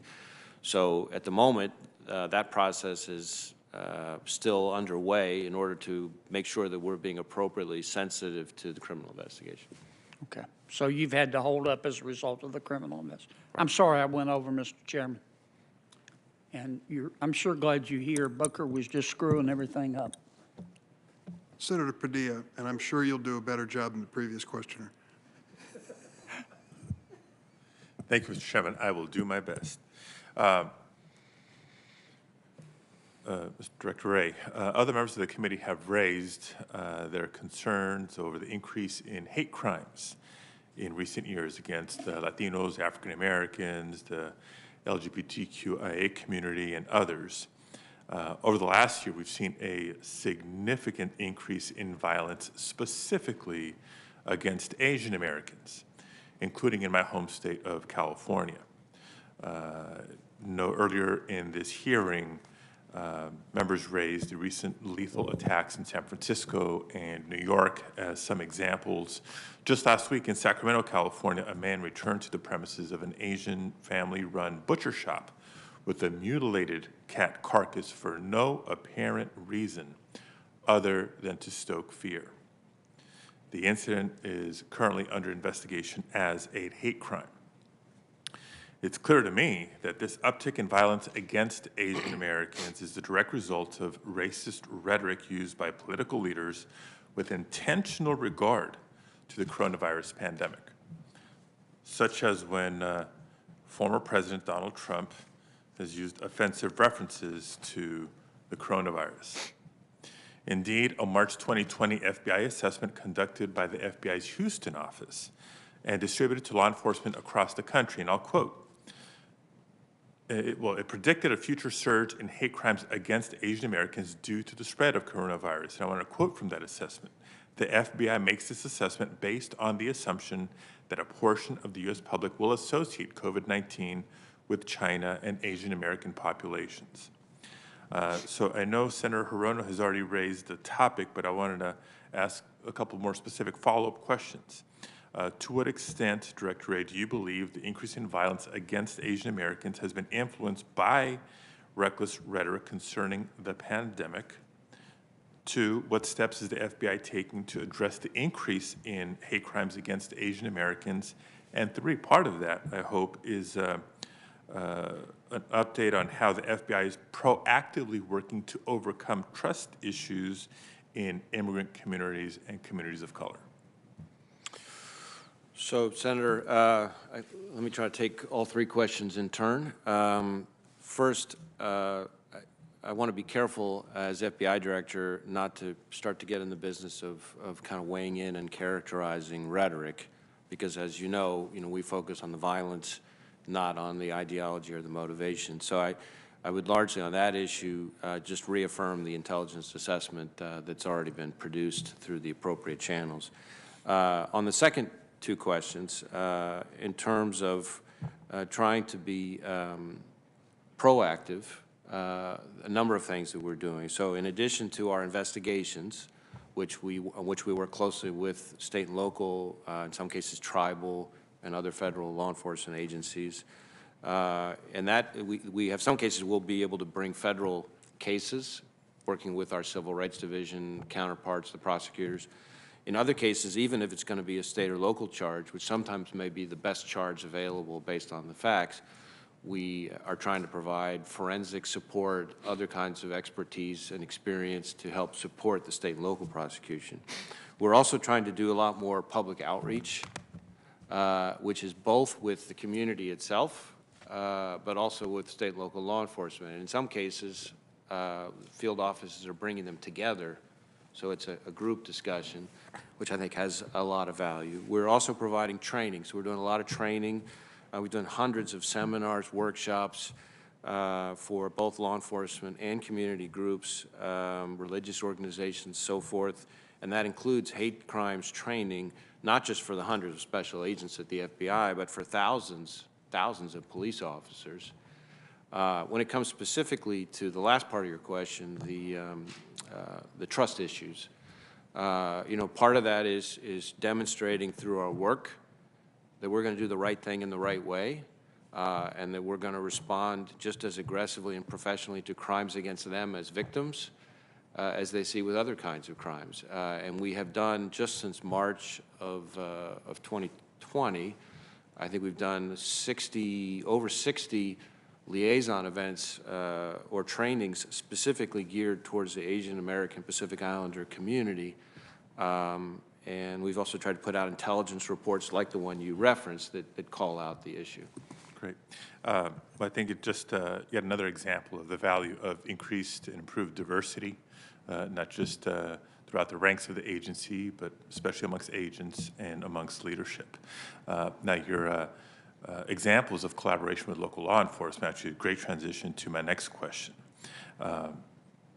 Some of the most striking revelations in the aftermath of the January 6th insurrection here in the Capitol were reports that some members of the Capitol Police were sympathetic to the insurrectionists, that they posed for photos, provided directions, and may have even expressed support for those attacking the very building they're sworn to protect. I understand that 6 Capitol Police officers have been suspended, and at least 29 others are under investigation for their alleged role in the attack. We've also learned that among those participating in the insurrection were numerous off-duty law enforcement officers from around the country. Rooting out white supremacists and right-wing extremists is a challenge that local law enforcement agencies and even the United States military is facing across the country. Director Wray, how is the FBI assisting law enforcement agencies across the country to root out white supremacy or other forms of extremism? And do you believe there's a concerted effort by right-wing extremists to infiltrate law enforcement agencies? So I guess a few things I would say on this topic. Certainly, it is true that in some instances, as we're continuing to investigate the January 6th attack, there have been some instances of current or in particular former military or law enforcement who participated, and we want to pursue those cases just as aggressively as we would anybody else. We are also, though, which may go more to the heart of your question, when appropriate, referring individuals to the department that employs them for possible administrative or disciplinary action under their rules as appropriate. We work very closely with both our law enforcement partners and our military partners in their efforts to address any kind of violent extremism that may be in their midst. We view that as, in effect, a kind of insider threat, if you will, and they do too. And I want to be clear that in my experience, and I'm dealing with our law enforcement partners and our military partners every single day, the vast majority of the men and women in uniform, both in law enforcement and the military, are brave, selfless, professional, high-integrity individuals. But when there are bad apples in the midst, we work with our partners to try to get ahead of it. Yeah, I agree with that a final statement, but the threat and the danger that those few bad apples present are to be taken very seriously, I understand. So hope to work with you possibly to develop further best practices and protocols to be shared with agencies around the country. Thank you. Thank you, Mr. Chairman. Thank you. Senator Tillis. Thank you, Mr. Chairman. Director Wray, thank you for being here, for your years of service, and for the great work that so many of the people in the FBI do every single day. Before I ask you a question, though, I think it's very important. I was the last member to leave the Senate chamber, and I observed the Capitol Police doing an extraordinary job in shepherding every single member and every single staff to safety. So I hope as they're reviewing some of the officers, we should go through a review. I hope that we're tracking their entire pattern of movement that day. I think you'll see many of them were doing, putting themselves between us and violence, and we need to make sure that we treat them fairly. But back on the rioters on January the 6th, can you give me a rough idea just of the crimes that many of them are being charged with or being pursued through investigations? Well, we're using a variety of statutory weapons. There's certainly assault charges. There are a number of charges that are specific. By that I mean assault against, federal law enforcement, including the Capitol Police, the brave men and women of the Capitol Police that I think you rightly credited there. There's also various charges related to destruction of federal property, things along those lines. We are now starting to begin to see, as we've sort of taken care of the most immediate, easiest to prove, I hate to use a word like low-hanging fruit charges, but now we're starting to get more of the more advanced charges, if you will. So, we've had some conspiracy charges recently. Some of the people that are more involved with different forms of planning or coordination or preparation, and some of those charges are starting to happen, and I would expect to see that continue. Incidentally, Mr. Chair, I want to associate myself with Senator Graham's comments earlier. I think your threats are going up, and we've got to match that with additional resources. So I look forward to the committee continuing that. Would you see any difference between the charges, the investigations that you're pursuing in the events on January 6th and charges that should be pursued against federal buildings and federal law enforcement officers being harmed in Seattle or Portland? Are there active investigations for either of those two events, and would they be treated any differently? As I think said in response to an earlier question, we are equal opportunity. So by that I mean we don't care what ideology motivates you. If you're engaged in violence that violates federal law, we're coming for you. And that's just true for the events over the summer and some of the domestic terrorism that occurred there. Are there active investigations related to those events? Yes. Thank you. I feel like you mentioned in response to one of the members' questions about this just increasing, the volume's increasing. I introduced in the last Congress, I intend to reintroduce a bill called Protect and Serve, which increases penalties for rioters for assaults on federal officers and more significant consequences. Do you think that those would be helpful tools for law enforcement? Certainly. And for prosecution? Sorry, I didn't mean to Go ahead. interrupt. I think, while I'm not familiar with the specific bill, I want to enthusiastically support the idea of looking at everything we can do to protect the men and women of law enforcement. The threats, the violence against law enforcement in this country is one of the most tragic and sometimes least talked about challenges we face. This year alone, an officer is shot and killed in the line of duty at a rate of more than one a week.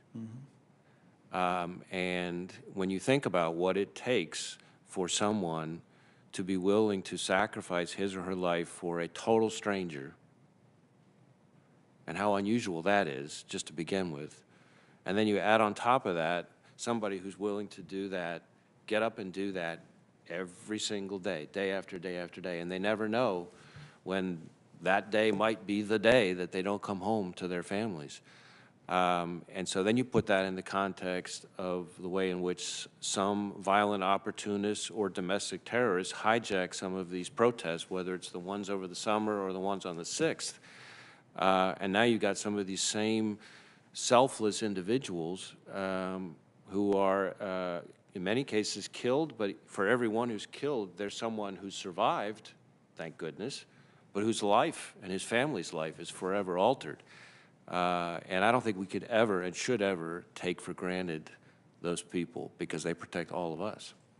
I agree. I'm curious, with all the discussion of defund the police and systemic racism and all law enforcement agencies, some of the dialogue that's out there, have you seen any measurable decrease in the number of people who are trying to apply to come in to the FBI? I know I'm seeing it, and state troopers are telling me their applications for academies are down by over 70%.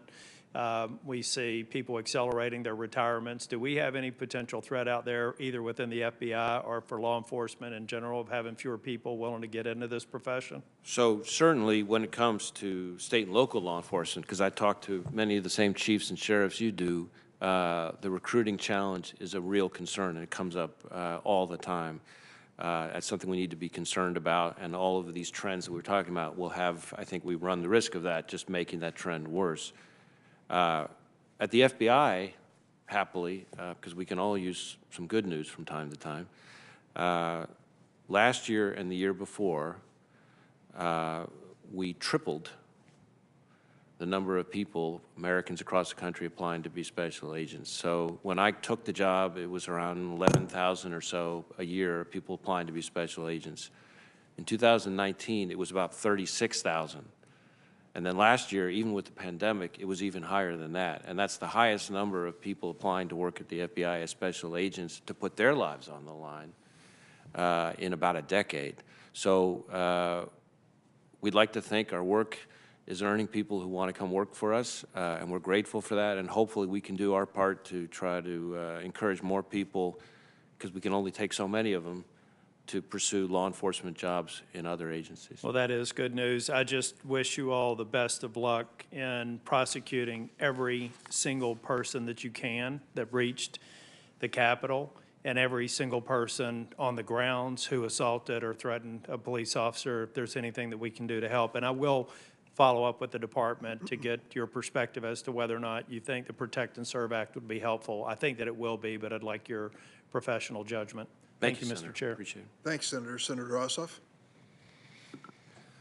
Thank you, Mr. Chairman, and Director Wray.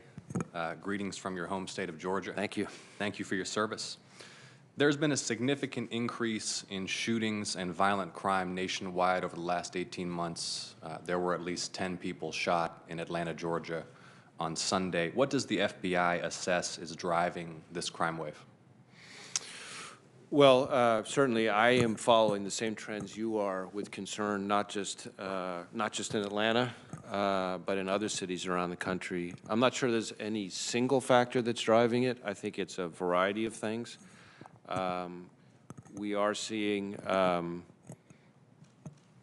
of it may be, the pandemic itself in its own way has had an impact. There are people who are maybe not at jobs or not, not in school or not otherwise available, and there's more potential for wrongdoing to occur.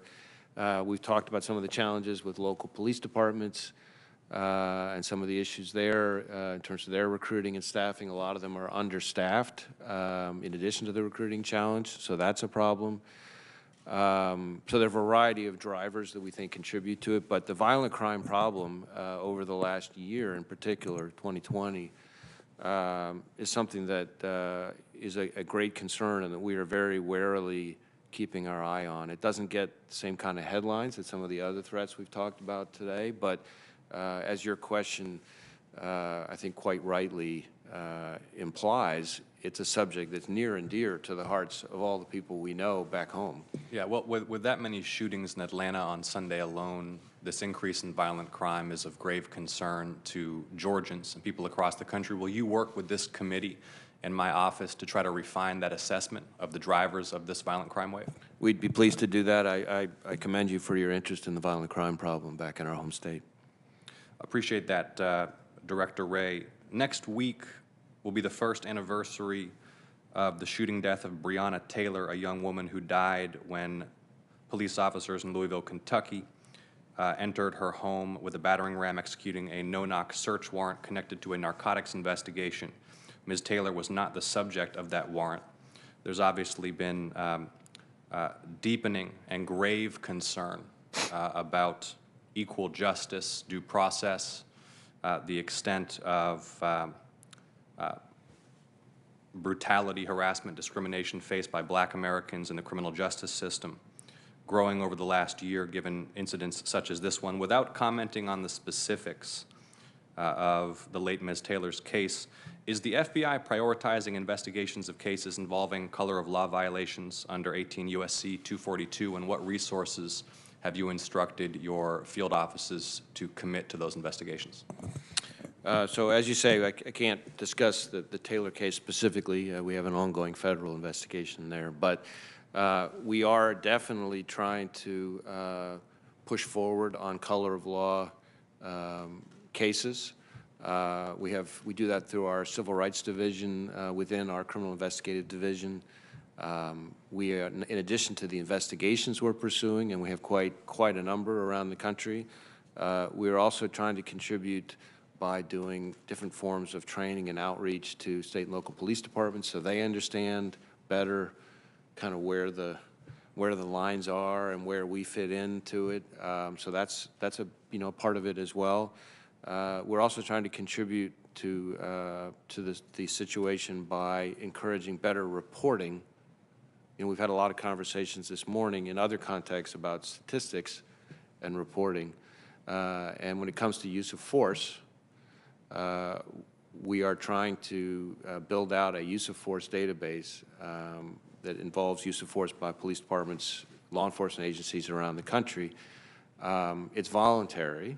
We can't mandate all these local police departments to provide the information, but we are doing a lot to encourage them to submit their data.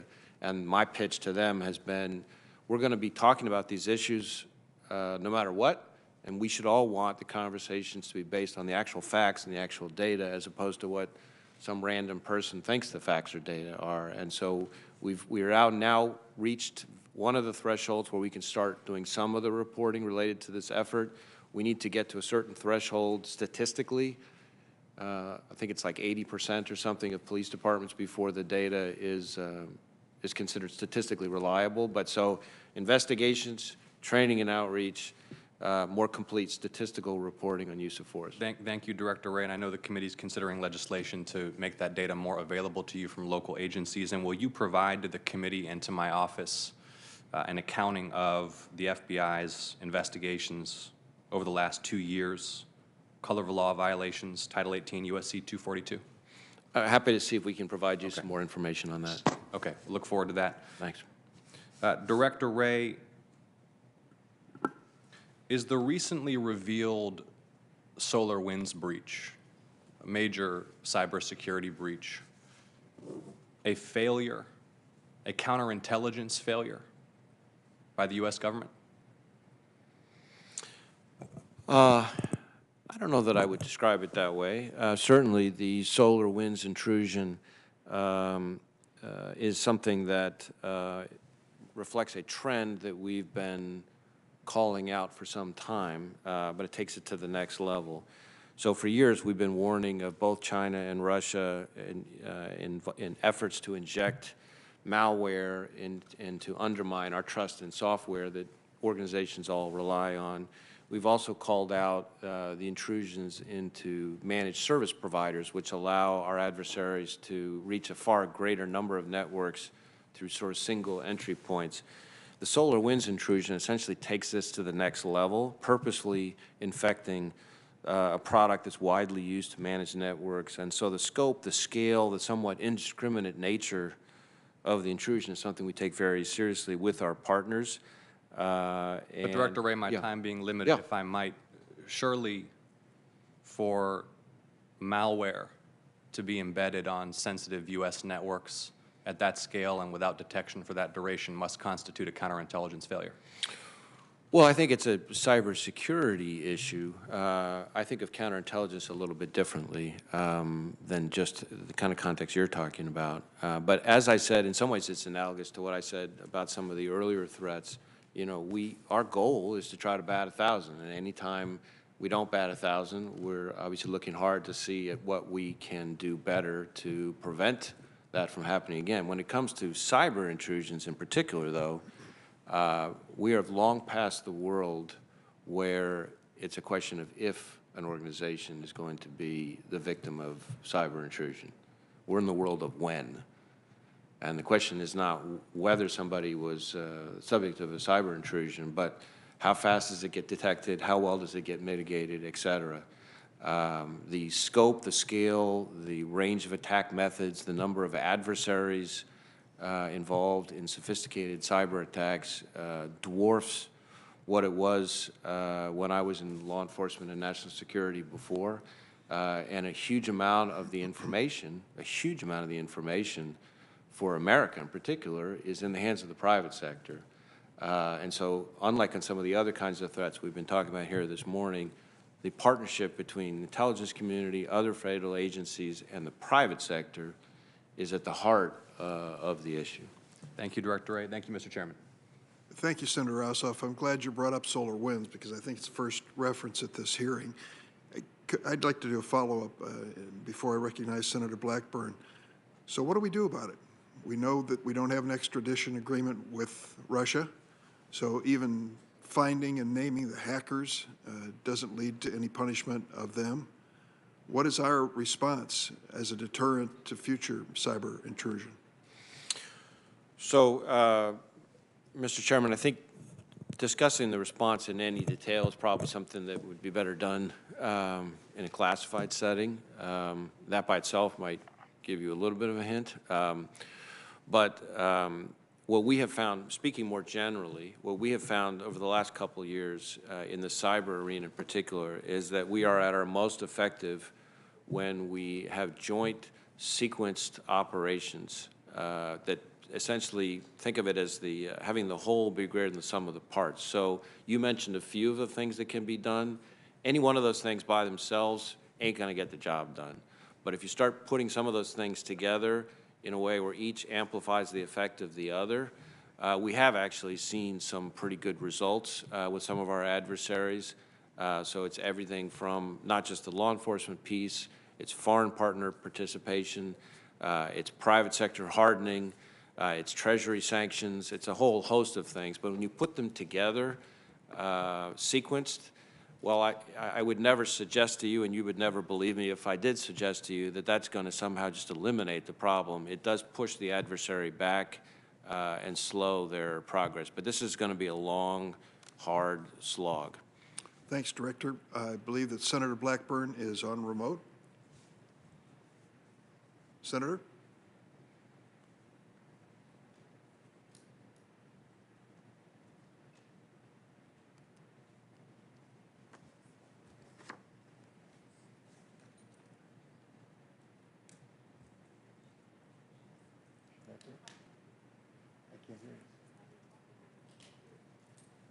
Technical difficulties. I want to, she's waited patiently, so I'll give her another minute. See if that helps. Yes, Mr. Chairman, I'm here. Okay, Senator, you have the floor.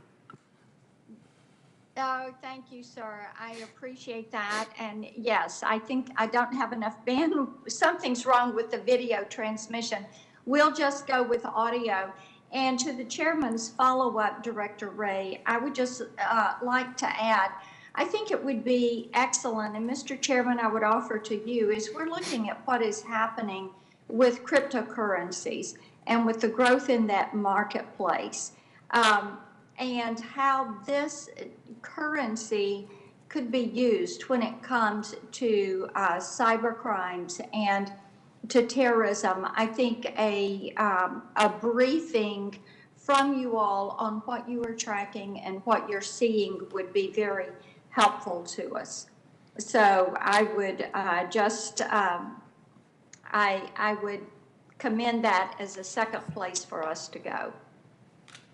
And Director Wray, I want to say thank you to you for being here, and thank you to the FBI and the U.S. Attorney's offices in Tennessee for the work they did after January 6th, tracking down and catching the rioters from Tennessee that had taken part in those activities. And there are a lot of questions that still remain. One, and I know Senator Kennedy mentioned this, but the National Guard and the timeline that was there. I'd like for you to speak to that, if you can, the day of timeline, because I understand that Mayor Bowser spoke with the Secretary of the Army twice, at 1:34 and at 2:22, and with Chief Sun.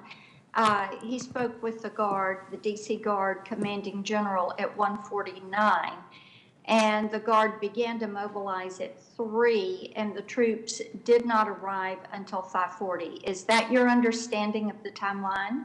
Well, Senator, I appreciate the question, I'm glad you tied me back to my exchange with Senator Kennedy, because I fear that I may have contributed to a little bit of a muddle here. So first, let me say that my understanding is that, on the question of authority, is that the D.C. Mayor and the U.S. Capitol Police can ask for the National Guard, that the Secretary of Defense has the authority on federal land, the Secretary of the Army has authority on, in effect, D.C. or when it's not D.C., state land. I really don't have the specifics on exactly who requested what and when.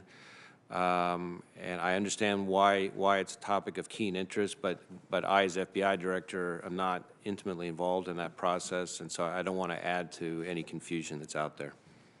Okay, so then it would be appropriate that we direct that, first of all, to the Guard Command and to the Secretary of the Army. Is that what I'm hearing you say? I think so, yes. Okay. All right. That sounds great. Thank you for that clarification, because I do think that that we do need some clarification there. Let me go to some of the riots that have taken place around the country and the crime that has seemed to spike this year. And previous to this, the FBI participated in Operation Legend. Of course, Memphis, Tennessee was a part of that effort. So we thank you for that. But let me ask you, is the FBI tracking extremist groups like Antifa or other radicalism that are connected to violence in cities across the country, the violence and the looting that has taken place? And we know Operation Legend wound down and ended in January. So how is the FBI going to continue assisting local law enforcement in these cities where you have these riots that have taken place? Well, Senator, I appreciate the question. I think you've touched on two very, very important but distinct topics. So one is the the violence on our streets in a lot of our major cities, including Memphis, that Operation Legend was designed to address. And the other is the violence that's occurring amidst protests, where otherwise peaceful protests are hijacked by people who engage in violent criminal behavior. So on the first, on what I would call sort of the more traditional violent crime side, the in effect Operation Legend side, if I can just use that as a shorthand, we do think that was a successful operation, but it was by its very nature finite in duration. What we're doing since then is trying to work with our Safe Streets task forces, which have representatives of state, local, and other federal agencies, and to try to bring a strategic, intelligence-driven approach to the violent crime problem. What I have found, and I've talked with state and local police chiefs in all 50 states, is that each city has its own idiosyncrasies. There may be certain common trends, but ultimately there's usually some kind of, in effect, tail wagging the dog that is contributing disproportionately to the violent crime problem in that community. And if everybody can be working together in an intelligence-driven way,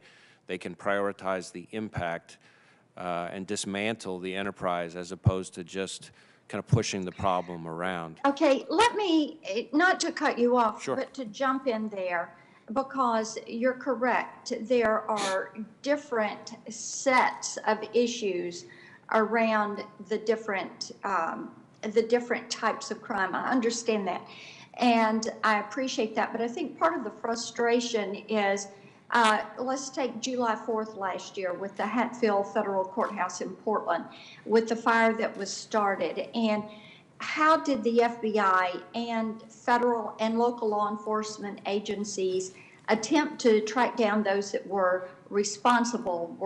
Was this an extremist group or groups, or was it individuals like a lone actor, which you mentioned earlier, and of course in Nashville on Christmas Day, we saw the actions of a lone actor. And separately, at some point, I would like to get an update from you on that.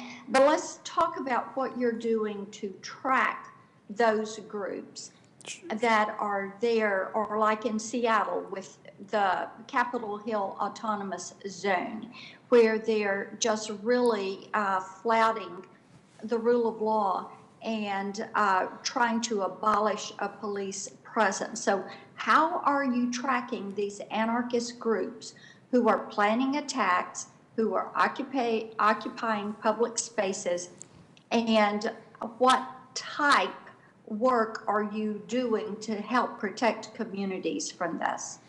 So sure. So that's the second topic of the two that we touched on. So we do have a number of domestic terrorism investigations. We would call them anarchist violent extremism investigations into individuals, some of the most dangerous individuals involved in some of the conduct, in particular over the summer.